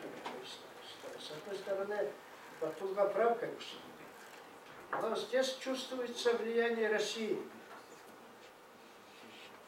Потому что в Киргизии тоже возникали такие вопросы.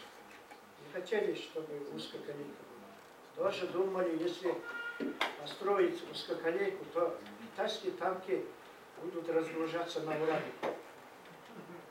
Но сейчас, по-моему, Киргизии начали строить с помощью китайцев.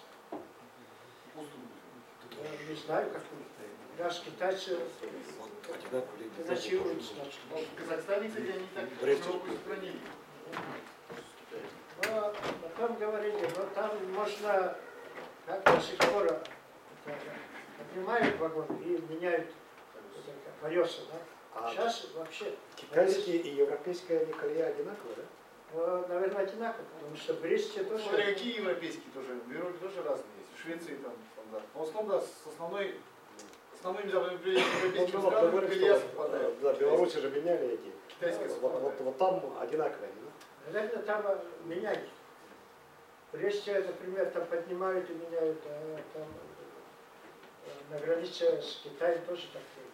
Но, оказывается, сейчас новая технология появилась.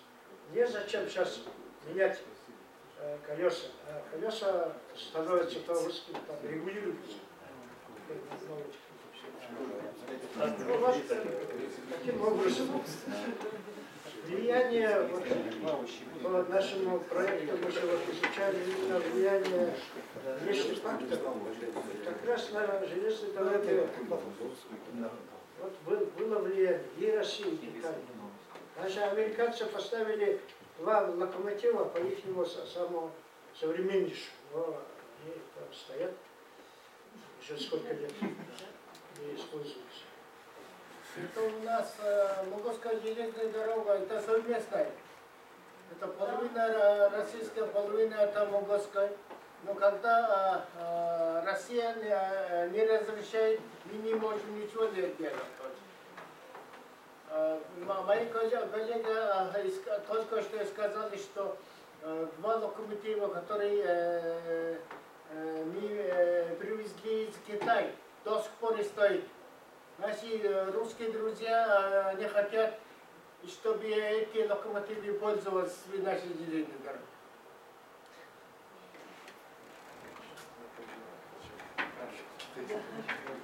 Пойдем дальше.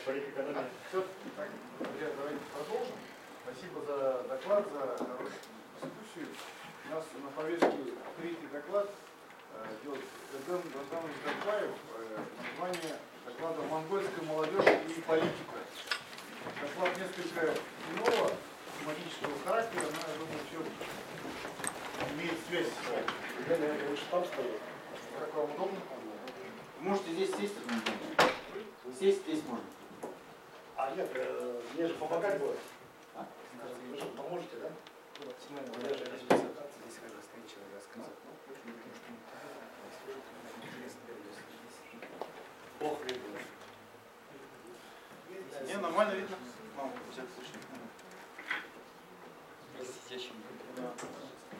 Я просто отсюда же говорю. Буду иногда подсказывать.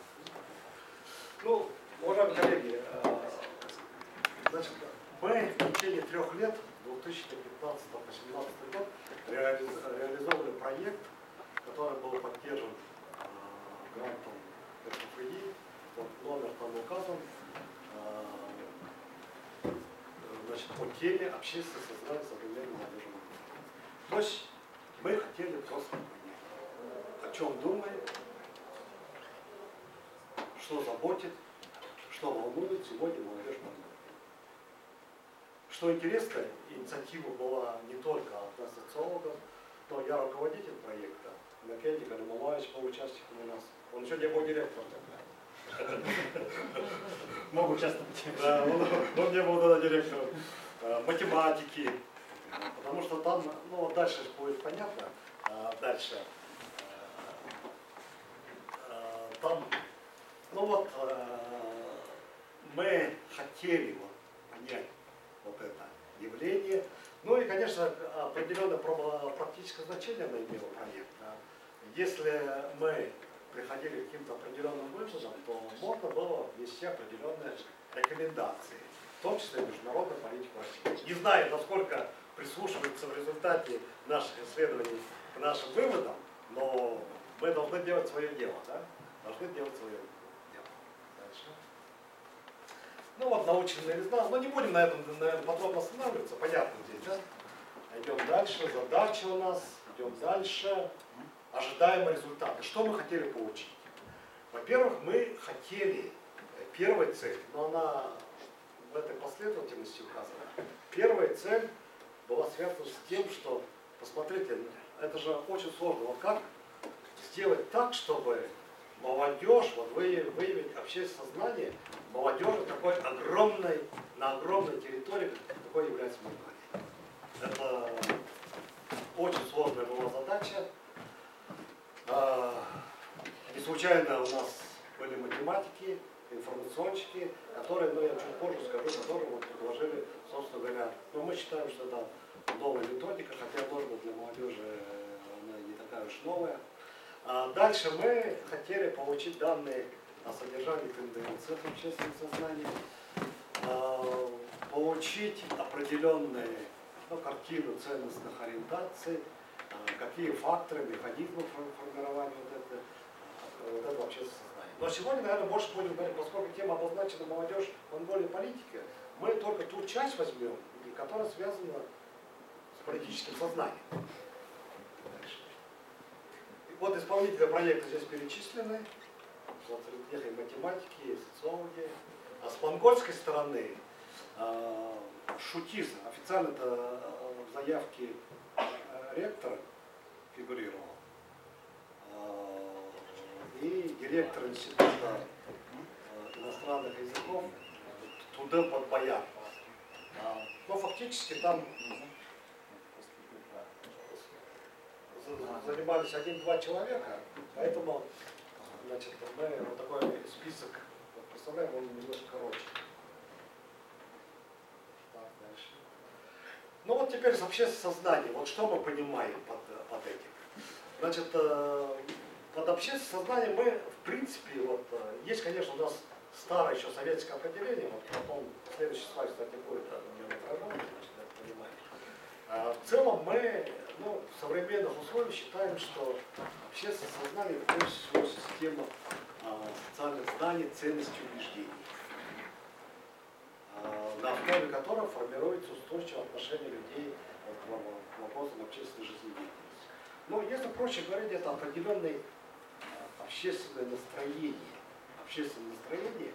а они есть прямой путь к тому, значит, как является фундаментом формирования социального поведения. Поэтому, значит, что в голове у молодежи, то и следует ожидать далее поведения. Иначе говоря, значит, что, в какой-то мере, пусть как-то амбициозно звучит, в какой-то мере попытка предугадать, как спустя, скажем, несколько или 1-2 десятилетия, каково может быть отношение молодежи Монголии к основным фундаментальным каким-то вопросам бытия, но в том числе и к России. Мы там один вопрос мы потом покажем, каким образом было отражаться. Ну вот дальше. Ну вот советское определение, оно немножко более такое железобетонное, поэтому мы чуть ушли вперед. Далее. Вот форма общественного сознания. Поэтому мы, конечно, постарались по этим 6 формам отразить. Из них только, значит, из 6 этих традиционных форм политическое сознание, всего лишь одна из форм. Да? Дальше. Выборка. Значит, по большому счету мы провели несколько опросов. Первый опрос, пилотный опрос, мы провели в 2015 году. 375 участников. Я сейчас остановлюсь, каким образом мы это делали при помощи веб-ориентированных технологий. На следующий год, в 2016 году, у нас были, конечно, технические сложности, скрывать не буду, были определенные проблемы. Мы опросили 570, но только студентов. Хотя параллельно там шли опросы и по другим социальным группам.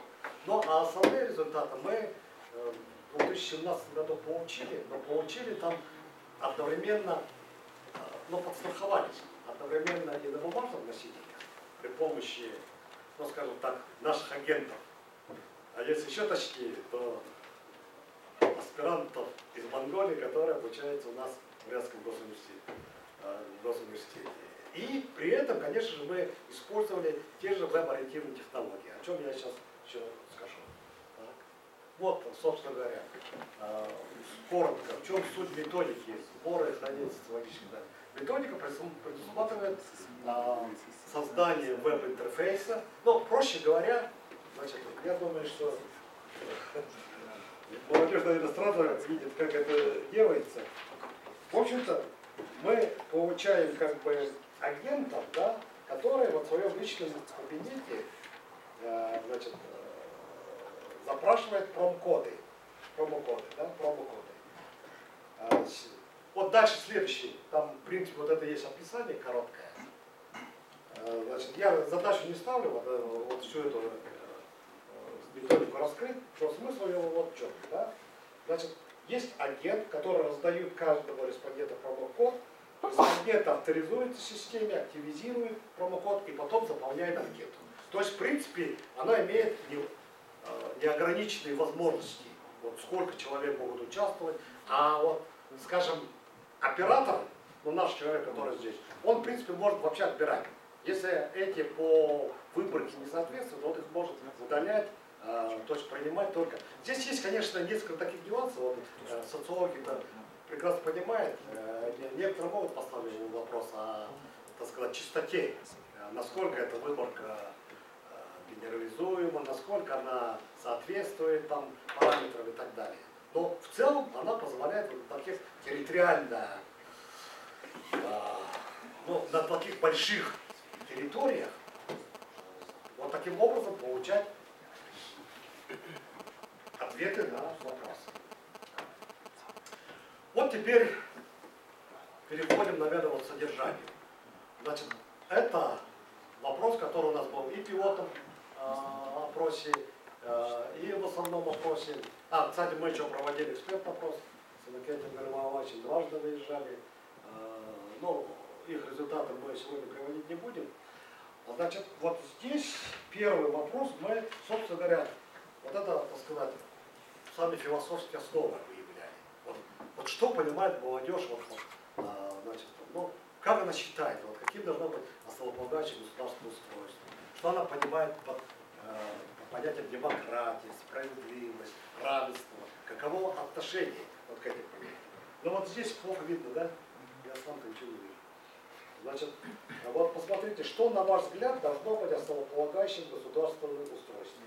Ну, здесь, на первом месте, обратите внимание, мы специально вот расставим таким образом, предполагая, что есть категории, которые отражают традиционное сознание. Традиционным что мы относим? Ну, то, что связано с коллективистскими представлениями, и советский период, который, значит, ну, скажем так, основные его категории. Ну, и те, которые вот, связаны, ну, скажем, привнесенными западными, либеральными. Так вот, на первом месте, вот справедливость мы относили вот тем традиционным, она и заняла первое место. 24,4%. Законность 19,9, равенство 17,1, демократия 14,3. О чем это говорит? Ну, это говорит о том, что в целом представленной, значит, структуре ценностей как традиционные, так и либеральные, да? Либеральные ценности. Но традиционные даже немножечко доминируют. Даже немножечко доминирует. Вот следующее. Вот мы пытались выяснить, что понимается под справедливостью. Под справедливостью. И вот здесь на первом месте по пониманию люди должны получать общественные блага в равной степени. Но социалистический принцип. Социалистический принцип. 33 на втором месте. Люди должны получать общественные блага в прямой зависимости от их способностей, инициативы, деловых качеств, но при этом делиться со слабыми людьми. Так сказать, промежуточный вариант, да? Да. Но больше социализма, да? А следующий вот вариант, значит, только от способностей, то есть либеральный, да, принцип, а он всего лишь 16,6%. 16,6%. Далее, что понимаете под демократией? Вот демократии, опять же, на первом месте. Ну, здесь, конечно, влияние либеральных ценностей, она неоспоримо. Уважение к правам человека, приоритет личности над государством. 34,2%. Свобода индивида, активное участие граждан в управлении государством. И равенство здесь поменьше. Ну, то есть, отсюда мы сделали определенный вывод, что демократия все-таки, ну, условно говоря, привнесенный транзитный продукт, который, в принципе, молодежью в Монголии воспринято. По крайней мере, оно особо ощутимо по сравнению, значит, с тем, как все-таки демократия воспринимается у нас. У нас она более, ну, прямо скажем, но воспринимается более цинично, да? Ну что, демократия, что это такое? Ну, так, игра, да? Далее, что понимается под равенством? Под равенством.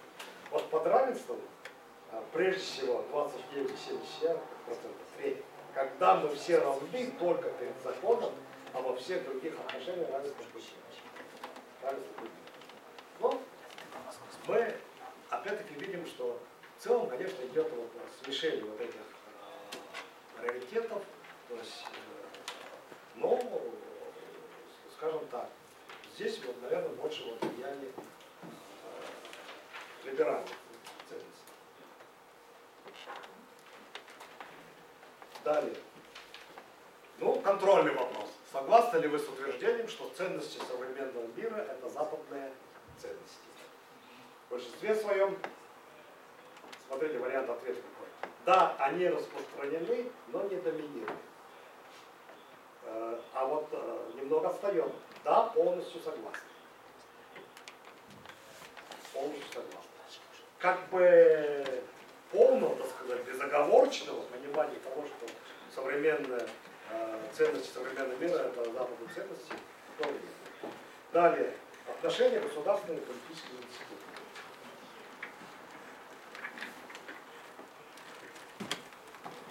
Здесь можно получше видно, да, если так посмотреть. В целом отношение, ну скажем так, не очень высокое. Не очень высокое. Вот если посмотреть первое положительное, да, вот посмотрите, политическая партия очень низкий уровень. Средства массовой информации не очень высокое. Президент не очень высокий, 21. Парламент ниже, правительство еще ниже. Полиция, суд, прокуратура тоже не очень высокая. Самое высокое вооруженные силы и органы безопасности. Вооруженные силы и органы безопасности.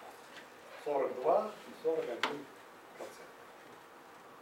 Что говорит о достаточно критическом настрое, отношении, что в целом вот, данная политическая система, она, ну, условно говоря, не очень высоко оценивается. Скептически. Следующий вопрос. Ну вот здесь я сразу скажу вот о чем, что здесь приведены данные пилотного вопроса. Почему? Потому что это опрос 2015 года. Тогда выборов-то еще За год до, да, за год до парламентских и еще за год до президентских, да? Поэтому это задавали вопрос. Потом же этот же вопрос задавали студентам, но я приведу прежде всего вот этот пример, да? Пилотный вопрос. Будете ли вы принимать участие? Вот посмотрите, 56% да, 40% нет. 40% нет. То есть картина, она не сильно отличается, наверное, и от нашей картины. То есть достаточно молодежи скептическое отношение к выборам и готовности, вот, безусловно, не утверждать, что готовы принимать участие в выборах. Следующее. По какой причине вы будете участвовать? По какой причине? 25% считают из тех, кто не готов участвовать в выборах, считают итоги выборов фальсифицированными. 17% мой голос ничего не значит. 14% не доверяю выборам. 10% есть другие, более интересные занятия. 6% нет времени. И другое. Ну, мне кажется, что это подтверждает в определенной мере скепсис в отношении к этому. Следующее. Как предпочтение мы, конечно, пытались выяснить. Значит, если бы выборы состоялись завтра, то за какую политическую силу вы голосовали? Значит, ну, скажем так, такого совершенно откровенного легитимного политической партии нет, но демократическая партия выделяется 26,4%. Монгольская народная. Но, собственно говоря, это подтверждает гипотезу нашу, что молодежь в большей степени за демократов готова голосовать. А Монгольская народная партия, которая победила абсолютно, по-моему, явным преимуществом, да, с огромным счетом. Она среди молодежи тогда предполагалось, что 13% я предпочитаю. НРП 7,4%, в связи с расколом партии. Союз справедливости. Некое упование было на третью силу, но третья сила, как мы понимаем, так и не появилась. Да? Так и не появилась. Затруднение сегодня, видимо, у нас цифра там пропала. Далее. Ну, один из важных вопросов был вопрос формирования источника. Каким образом? Ну, так же, как мы задачи ставили, значит, каковы источники информации, медиаполитики. Вот здесь, конечно же, традиционные источники серьезно уступили место. Традиционные источники — это что у нас? Прежде всего, семья, друзья, учреждения, да? Партии. Значит, здесь абсолютно лидерство имеет интернет. Интернет и затем телевидение. Правда, еще отдельно выделили социальные сети, хотя это тоже интернет, да? Тоже. Но если даже присовокупим, то интернет еще более становится очевидным.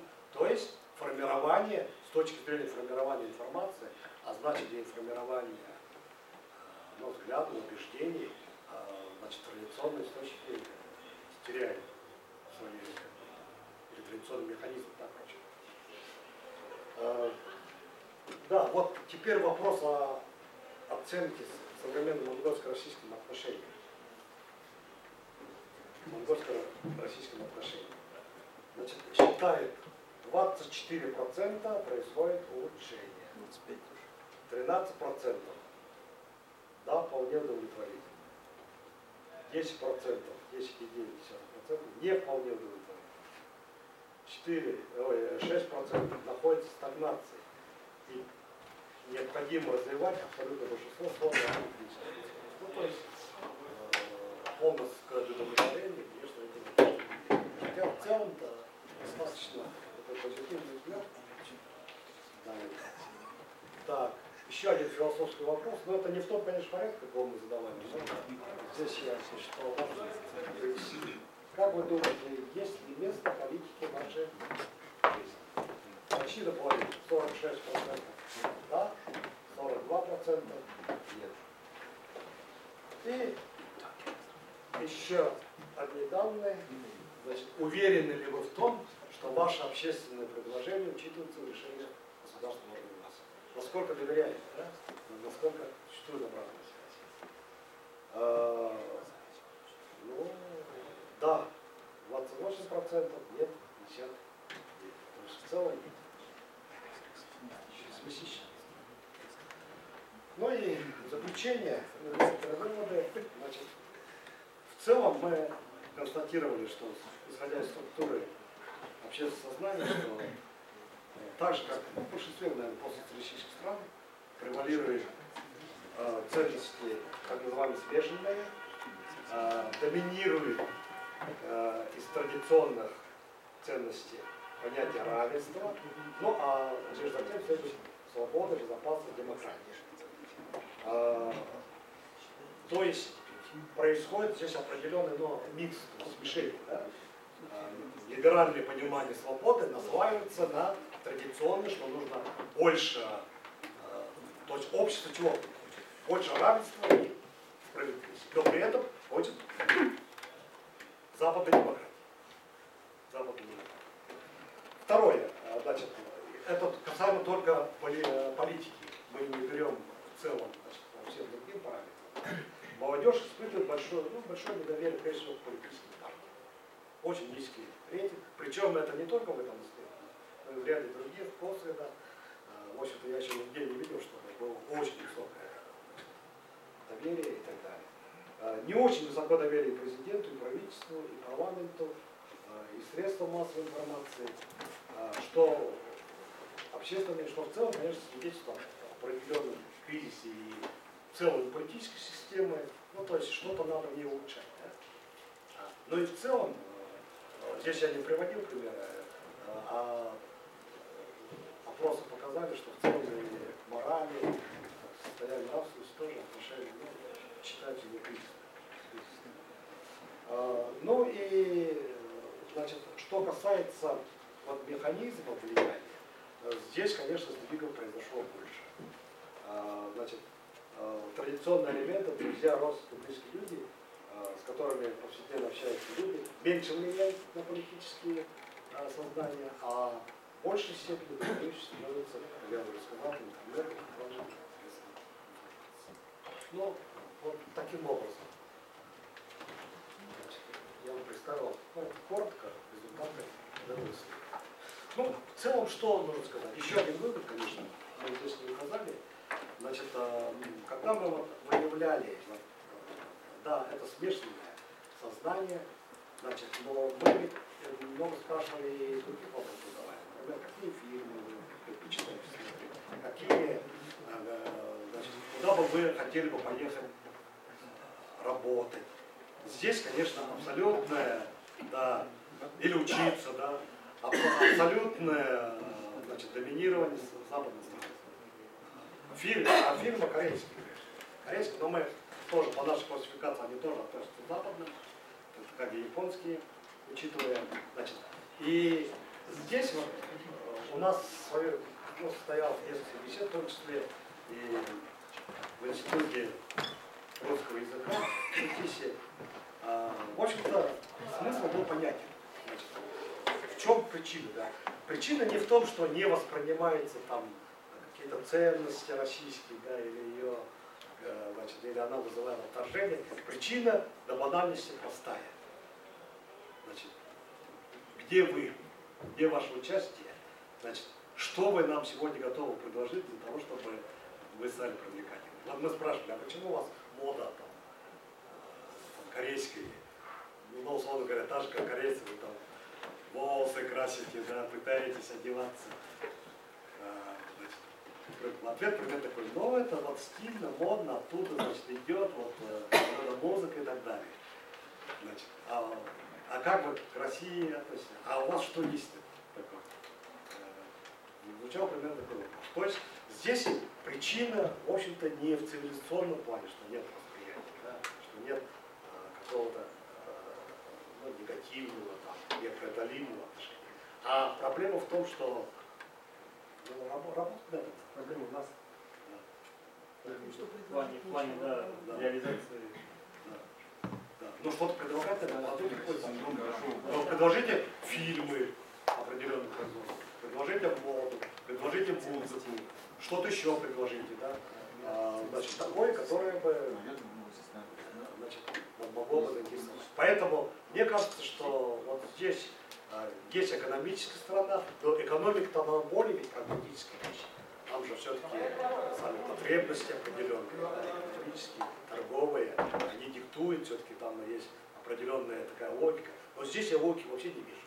Зачем сворачивать гуманитарное, культурное сотрудничество, зачем терять, когда у нас и так не очень много друзей. Вот, но на этом хотелось бы мне закончить. Но мы, собственно говоря, вот это предложение в отчетах и написали. Наконец, Николай Иванович, может быть, это дополнение? Как соавтор? Сильно дополнять я не буду, наверное, потому что в целом вы очень, скажем так, детально отразили все это дело. Единственное, что действительно тема очень интересная. И вот именно то, что касается молодежи. Вот мы говорим о том, что монгольская молодежь сейчас она не говорит на русском языке, да? Вот почему она не говорит, это понятно. А вот что она думает о России, это уже другой вопрос. И здесь действительно очень, мы нашли такое доказательство того, что проблема именно в нас самих. Почему монгольская молодежь не говорит на русском языке? Почему монгольская молодежь не интересуется Россией? Это как раз именно в том, что мы сами не можем предложить какие-то интересные вещи. Вот именно в этом, наверное, основная вот соль того, что мы, то, что мы исследовали, то, что получили. Спасибо. Вопрос? Может, вопрос? Да, пожалуйста. Спасибо за очень интересный содержательный доклад. Вы очень четко все сформулировали, да, методологию, методики и так далее. В итоге вот, мы очень часто говорим о том, что современная молодежь другая. Одевается по-другому, мыслит по-другому. Да? А вот иерархия ценностей все-таки монгольской молодежи А вот как раз вот я попытался обычно, да, вот показать по логике вещей. Значит, вот смотрите, Значит, если бы она полностью была под влиянием западных либеральных ценностей, то на первом месте равенства не было бы. Равенства не было бы. Почему? Потому что равенство это элемент традиционного и общества, и, ну, скажем, того типа общества, которым и мы являлись, и Монголия являлась. Да. Да, в том числе, конечно, и социалистический вот этот вот длительный период. Значит, но равенство осталось на первом месте. Причем, да, причем в определенной мере, конечно, оно сдобрено с этим, что равенство должно, не означает, что равенство во всем, но, извините, помогать бедным и слабым вы обязаны. Вы обязаны. Это не американский подход. Это подход, ну, наш общий. Да? Справедливость. Вот почему мы как раз вот эти пытались категории. Что значит справедливость? А справедливость у них заключается, вот я еще раз даже проведу результат. Справедливость заключается вот в понимании в том, что люди должны получать общественные блага в равной степени. Тоже на социализм похоже. Вот сейчас у нас в России же очень четко. Мы сколько, 30 лет пытались рыночную экономику создавать и так далее. А запрос-то какой? Государство должны обеспечить им все. И этот тренд, он существует, и никакой, даже дело в Путине здесь. Путин просто очень четко следует, он хорошо представляет, да, настроение понимает он хорошо. Но он не может не использовать. Да, он не может не использовать. Поэтому, ну, исключено, что Собчак будет президентом. То есть само общество не потерпит этого. Или же она превратится, как только станет, она превратится во второго Путина. Да? Поэтому здесь абсолютно однозначно. Поэтому в Монголии тот же процесс, но вот эти западные вот либеральные ценности, они, конечно, сильнее там в чем-то проявились, но они не органически пришли вместе с этим. Да? А многие из них, вот что касается политической партии, я выскажу свое мнение, может быть, гость меня поправит, но несколько лет 10 назад мы другой проект реализовали. Институциональный дизайн политических процессов в регионах внутренней Азии. Да. Смысл был такой, посмотреть, вот какие политические институты и почему действуют. Значит, ну, абсолютно же понятно, что многопартийность, парламентская система, она работает там не потому, что она только в условиях Запада может работать. При их там собственности, там, гражданском обществе, там, она же на пустом месте не складывается. Но у них сложилось. У нас нет, потому что у нас этого нет. Но просто произошло мимикрирование, то есть определенно вот эти западные центры, ну, что понятно, здесь же было сказано, и влияние МВФ и так далее, что нужна такая система, при которой, значит, была конкуренция, чтобы президент власть как бы не узурпировал, чтобы он вдруг не оказался пророссийским там, или же прокитайским, да, и так далее, и так далее. Вот эта же система требует. Поэтому, конечно, произошло укоренение. Но потом некоторые вещи, они попали просто на хорошую почву. Вот этот предыдущий вот проект, он как раз показал. Вот, кстати, коллеги монгольские, ну, помогли вот, в понимании, объяснили так, что вот эта степная вот, традиция степной демократии, вот, у нас же какой стереотип? Вот, так же, как и Россия, вот, монгольская там, империя, там, государство, это абсолютно авторитарное, абсолютно, так сказать, диктаторской там, и так далее, и так далее. Да? Что при традиционном монгольском обществе никогда в прямом виде вот такой автократии, ну, какой принято, ну, скажем, как в Средней Азии, ее не было и быть просто не может. Потому что сам по себе кочевник, он не настолько тесно интегрирован или связан вот с этими институтами. Но для него наем, да, это, вот это как в Восточном у всех есть, да, дорога, да. Но он с ним повстречался, а дальше он с ним, в общем-то, долгое время дела-то и не имеет. Ему, по большому счету, ну, плевать. Кто там, дальше. У нас немного другое, потому что у нас это очень важно. Потому что ты с ним, ты ежедневно должен будешь с ним, ну, иметь дело, да? Сидеть у него в приемной, просить и так далее, и так далее. Поэтому, значит, вот мысль такая, что вот эта система, она, вот некоторые вещи, они, конечно, вот, интегрированы, ну, такие привнесенные заимствовали, импортировали, но они где-то устоялись. Но в большинстве своем, значит, и сознание, оно смешанное. Оно и у нас смешанное, но у нас, наверное, все-таки более явно преобладали традиционные. И чем дальше, у нас же как бы движение еще больше, ну, традиционализм усиливается. А в Монголии, мне кажется, что при этой системе мы усиления-то не увидим. Скорее, она все-таки пойдет в сторону, скажем, усиления. Мы набираем усиление. Патриотизм не рассматривали? Да, но это, конечно... Вопрос патриотизма не рассматривали? Нет, но там и были вопросы вот связанные, там были у нас вопросы еще связанные вот, по отношению к категории патриотизм, гуманизм, национализм. Но патриотизм очень высокая цена. Значит, да, к крупным событиям 20 века. Но понятно, естественно, значит, самым крупным событием считают демократическую революцию 91 года. 90 год. И революцию, кстати, 18-21, ну, 18-21 год. Тут тоже еще. Мы еще даже немножко элемент был провокационности. Событий 21 века. Украинский кризис. Думали, может, это волны. Да нет. Очень низкий процент. Уважаемые коллеги, ну, наверное, на этом перейдем к следующему докладчику, да, потому что время уже не так заглянули. Я хочу представить всем нам известного специалиста в области регионоведения.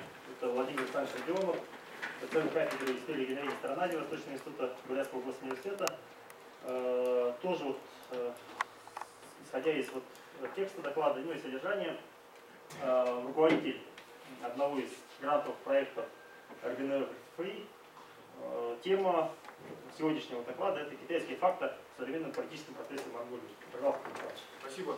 Коллеги, учитывая, что уже многие вещи, которые я хотел бы сказать, были ранее сказаны, поэтому я буду их либо опускать вообще, либо очень кратко.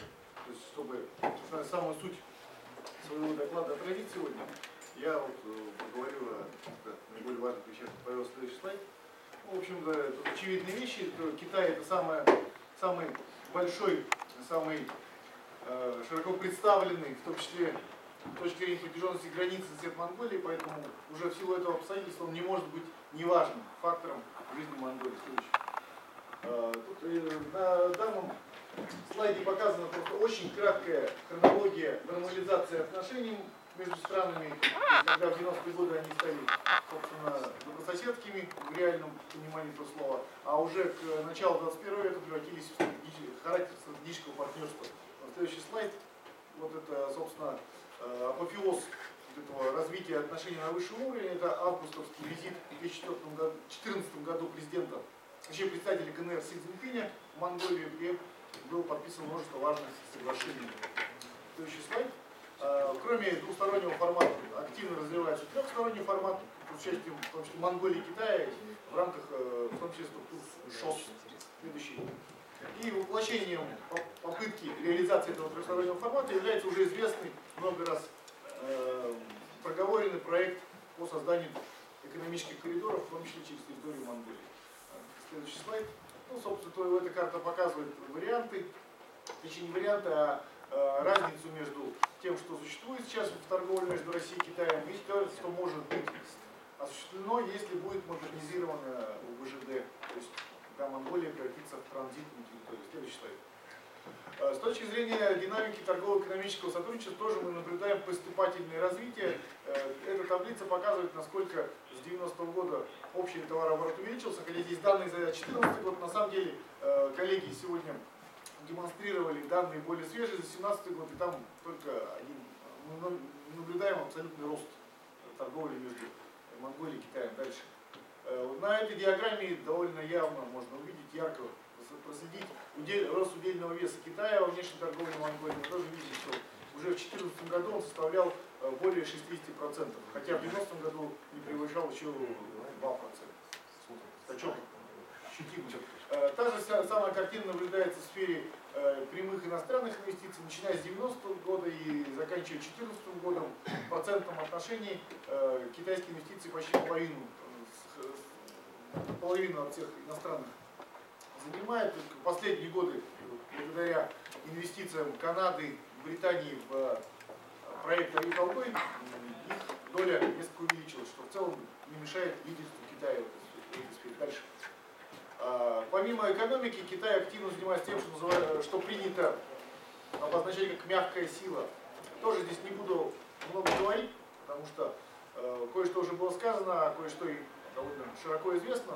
Скажу, что Китай делает все для того, чтобы образ Китая в Монголии, образ культуры китайского языка постоянно повышался. Это институт Конфуция, который с 7 года действует в Улан-Баторе. Подтверждение. Дальше.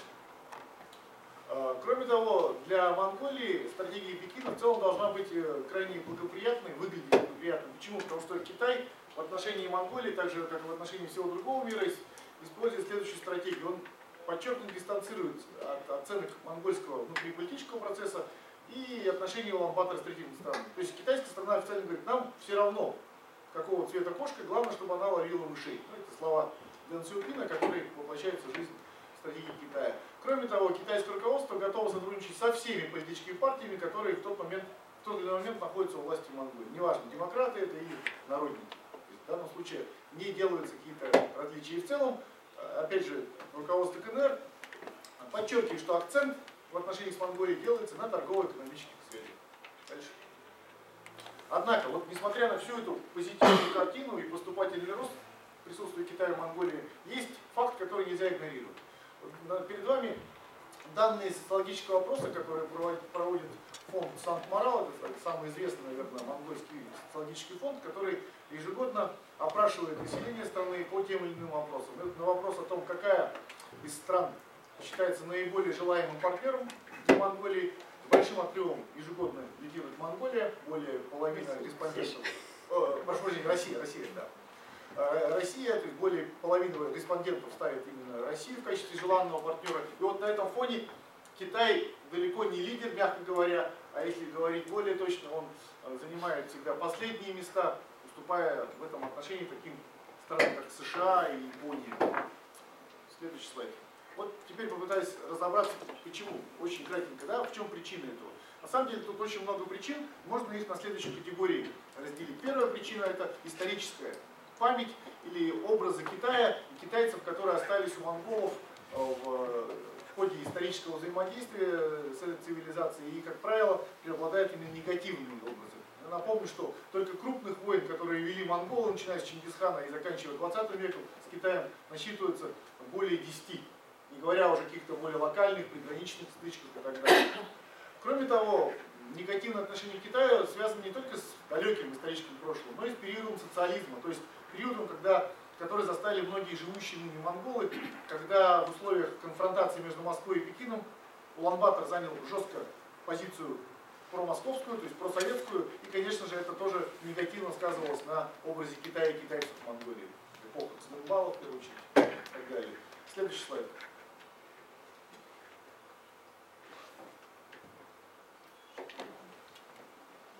Следующий слайд – это группа экономических причин, может быть даже наиболее главных на данный момент. Во-первых, вот те цифры, которые я вам продемонстрировал, связанные с торговлей между Монголией и Китаем, показывают, что есть четкая тенденция к полной зависимости экономического отношения Монголии от торговли с Китаем, поэтому Монголия, конечно же, опасаясь за свою безопасность, экономическую безопасность, не желает полностью ориентируется только на Китай, поэтому делает различные шаги, предпринимает шаги для сдерживания китайского экономического давления. В частности, принимаются различные законодательные акты, которые призваны ограничить китайское присутствие в экономике Монголии, в первую очередь в горнорудной отрасли, транспортной и банковской. Ну, например, в 2012 году, накануне очередных выборов в парламент, был принят закон об иностранных инвестициях в стратегической отрасли, и поводом к нему стал как раз акт покупки китайской компании контрольного пакета акций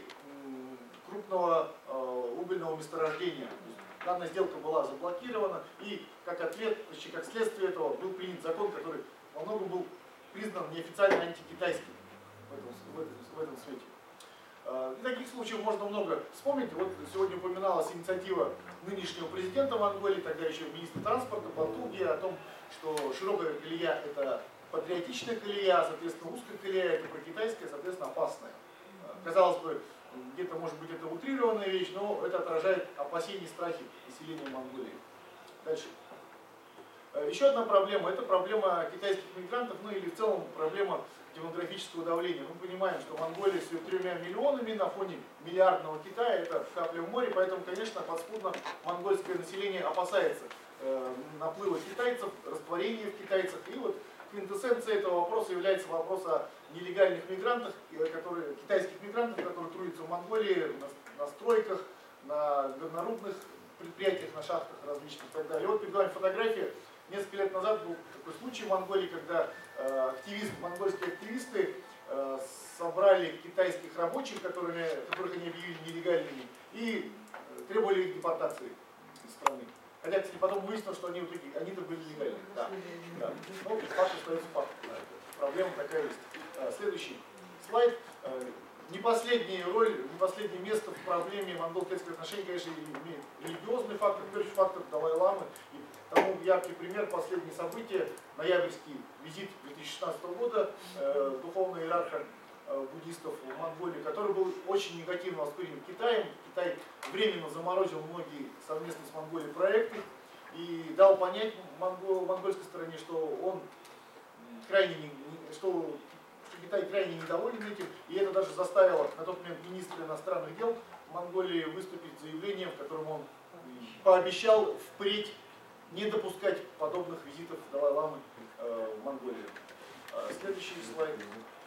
Ну, фактор, может быть, не самый важный, но самый, так сказать, заметный. Это бытовая китаефобия. То есть на уровне рядовых монголов неприязнь к китайцам, всему китайскому, вот, выражением, организационным выражением этой бытовой китаефобии является наличие различных молодежных экстремистских организаций под различными названиями. Это Хамак монгол, Даяр монгол, Хук монгол, которые, используя такую ксенофобскую риторику, в том числе в отношении китайцев и связанных с китайцами монголов, агрессию совершают. Следующий слайд. Вот теперь, собственно, суть проблемы в чем? То есть китайская карта, нужно признать, она является важной в политическом процессе современной Монголии. То есть, с одной стороны, мы понимаем, что есть объективные вещи, которые не делают Китай, мягко говоря, другом Монголии. И, наоборот, население Китая опасается Монголии. В то же время, многие политические силы, зная это, подогревают антикитайские настроения и используют их в своих политических интересах. Вот первый тезис, он очевиден, да, что ни одна политическая партия открыто не скажет, что мы прокитайски настроены. Китай наш лучший друг, и в первую очередь надо с Китаем, не обращая внимания на других соседей, сотрудничать. Да? Такой партии нет, то есть если она возникнет, то тут же лишится любой поддержки со стороны массы. Вот зная это, многие монгольские политики используют то, что сейчас называли пиаровские акции, когда обвиняют своего политического оппонента в симпатиях к Китаю, или, что самое такое специфическое в случае с Монголией, наличие у него китайских корней. То есть явных или мнимых, выдуманных или реальных, и это зачастую тоже является действенным приемом, то есть способно очернить оппонента и заставить его как минимум оправдываться в том, что он не китаец, да, или что у него нет китайских корней. Да, используется риторика, лиц, худжа и прочие, да, такие оскорбительные названия для оппонента. То есть мы можем сделать вывод, что негативный образ Китая, он имеет тенденцию к воспроизводству в монгольском политическом дискурсе.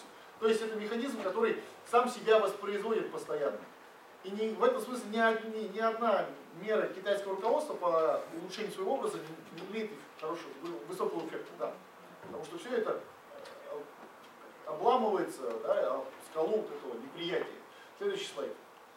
Вот пример просто в монгольском политикуме. Это знаменитый слайд, который появился в монгольских соцсетях несколько лет назад, в котором авторы этого слайда сделали такой монтаж, где неприятным им политикам монгольским налепили китайские флаги на лбы, дав понять, что это на самом деле не монгольские, это китайские политики и соответствующие надписи, да, связанные с как раз их происхождением, да, вот, их, говоря полукровки, которые вот, которым не место в Монголии, об этом нельзя забывать монгольскому населению, да, когда они делают свой выбор. Следующий слайд. выводы, собственно. Выводы здесь следующие. С одной стороны, очевидно, что без комплекса отношений с Китаем современная Монголия просто непредставима. То есть сами монгольские политики понимают, что без сотрудничества с Китаем невозможно многие экономические, социальные, культурно-образовательные процессы развивать. Это очевидно.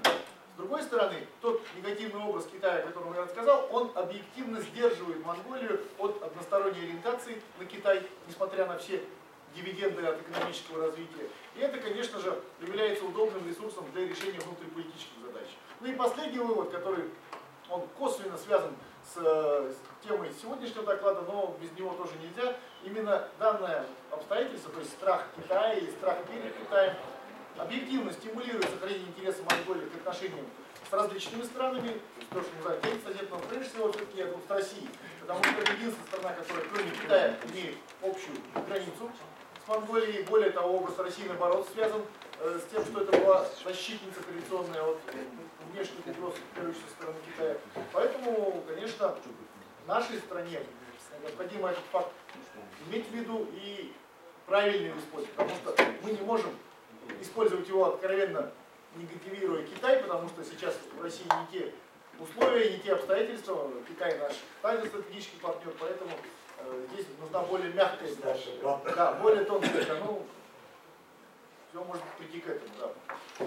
Поэтому, вот, может быть, следующий слайд можно тоже в качестве такого послесловия, да, это вновь избранный год назад президент Монголии Хохмагин Батулга, который, как я уже говорил, на сегодняшней, в том числе, лекции с студентами, позиционирует себя как пророссийский, и образ Путина активно эксплуатируется Батулгой, что говорит о том, что в целом образ России по-прежнему в Монголии высок, позитивен, и есть надежда, что этот уровень политического доверия в итоге кумулятивный эффект окажет на уже социально-экономические отношения между нашими странами. Спасибо за внимание. Китайцы вмешиваются в выборы в Монголии? Знаете, прямых фактов, доказательств вмешательства китайцев в выборы нету. В отличие, например, от таких фактов, когда западные страны вмешивают. В 1996 году выборы, самые известные парламентские выборы были, когда различные фонды, в том числе фонд Конрада Адуанауэра, республиканский фонд американский, напрямую финансировал оппозицию на тот момент Монгольской народно-революционной партии и скрывал своих симпатий. Такие случаи есть со стороны третьего соседа. Со стороны Китая таких официальных случаев нет. Хотя подозрения всегда были, например, то, что одна партия тайно получает финансирование от Китая. Есть, да, обвинения? Обвинения есть, конечно, но они, как правило, всплывают накануне выборов именно в качестве черного пиара в отношении оппонентов.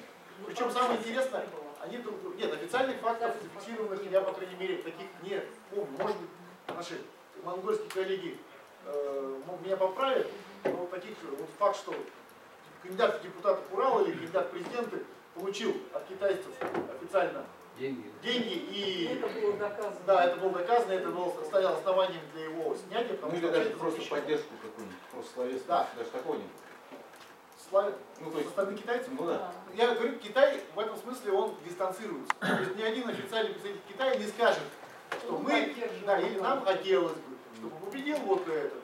Вот. Им все равно. Да. Вот самое интересное, последние выборы президента Монголии показали, вот насколько оппоненты китайскую карту разыгрывают друг против друга. Ну, во-первых, против кандидата Монгольской народной партии Голда, это очень активно это разыгрывался факт по китайской его тайной ориентации. Но в то же время и против его оппонента Батулги этот факт тоже разыгрывался, когда его, например, обвинили в связях с сингапурским предпринимателем, понятно, что китайского происхождения, да, говорят, что вот говорит одно, а он сам с китайцами дела делает, да, такой же он патриот. Такое тоже было в социальной сети, этим кишили такие. Кто все-таки, наконец-то, военный стратегический партнер Монголии? И Китай, или Россия? Ну, если сравнивать, то, конечно, если Япония нападет на Монголию, кто первым станет в защиту Монголии? В военном отношении. Давайте разделим вопрос. Да? С точки зрения, с кем Монголия в военном отношении больше сотрудничает, конечно, в данный момент с Россией. Хотя бы потому, что большая часть, львиная доля вооружений по-прежнему это российский и советский образец, то есть поставки по-прежнему из России главным образом осуществляют. Ну, потому что стандарт. Нет, Владимир Александрович, мне кажется, не Россия. Нет, она участвует прежде всего в западной, учениях. Нет, вопрос был задан, Россия или Китай. То есть я сравниваю в данном случае Россию и Китай, это первое. Плюс монгольские военные проходят обучение, в том числе в наших военных вузах. Может быть, этого недостаточно, да, но, по крайней мере, такая практика возобновилась, начиная с нулевых годов. Есть совместное военное учение под кодовыми названиями Дархан и Селинград. Ну, поочередно на территории Монголии и России не проводятся. То есть в этом смысле сотрудничество развивается. Другое дело, если мы с западными странами сравним, конечно, здесь можно поспорить уже, потому что, как минимум, Запад здесь, может быть, в поставках вооружений не может конкурировать, потому что это другие принципиальные вливания нужны, чтобы полностью перевооружить монгольскую армию на западный момент. Пока они ограничиваются какими-то более мелкими вещами, джипы военные, обмундирование, экипировка солдат. Но более важно для Запада, конечно, совместное военное учение на территории Монголии в поисках хан, да, ханнеров. Вот. И второе, это, конечно, привлечение Монголии уже в свои операции за рубежом, это в первую очередь Ирак, Афганистан, да, это, конечно, в этом смысле был большой успех Запада, США в первую очередь, в развитии военного сотрудничества с Монголией. Вот. А говоря, отвечая на второй вопрос, то есть если нападет Китай, ну, во-первых, все-таки говорить, Япония здесь нападет на Монголию. Япония? Тогда кто будет защищать, или Китай, или Россия? Но в условиях современной геополитики, по-моему, это еще более фантасмагоричный, да, вариант, что Япония нападет на Монголию. Есть еще более как бы развито. Если у России сейчас будет, ну, тогда западные страны, ну, смысл, Поддержит. кстати, вполне реально, да, вполне реально. Монголия же не будет выступать. Ну, я, во-первых, боюсь, что если война с Россией с НАТО начнется, то там просто никто не успеет поддержать или не поддержать. Ну, потому что ядерная война в любом случае. Это в любом случае все страны в том или ином сразу заявляют здесь. Если мы говорим о формате войны России и НАТО, это ядерная война. Это понятно, это все понятно, но понятно, что на это где-то идет. Но в случае гипотетической, все страны, они делают заявление, в том числе, разумеется, Китай и Монголия. Ну, предполагается, что Монголия. Поэтому вот с этой точки зрения. Ну хорошо, если мы допускаем такую гипотезу, А если даже война будет, сразу одновременно вся страна не в одну же секунду. Ну, тогда я свое такое мнение скажу. Вот в нынешней ситуации, да, при нынешнем состоянии монгольской политической элиты и отношений между Россией и Монголией, и возможности России в отношении Монголии, с большей долей вероятности можно сказать, что если такое случится, монгольская страна, скорее всего, сохранит нейтралитет. Конечно. Это совершенно очевидно. То есть в этом смысле разница большая с событиями 20 века, когда Монголия, был фильм знаменитый снят, была первой, когда нацистская Германия... А России вот этих никаких военных этих договоров нет. Это одно из условий современного статуса Монголии. Это не вступление в военные союзы и не возмещение военных опасностей. Поэтому, конечно, теоретически она выступит, сделает заявление, но точно, что она сразу ринется защищать ее там, от Японии или еще от кого-то. Два момента. Первый момент это у нас есть договор о дружбе. Это основополагающий договор отношений между нами. Там есть один пункт. Если будет угроза безопасности каждой из сторон, и стороны проведут консультации немедленно.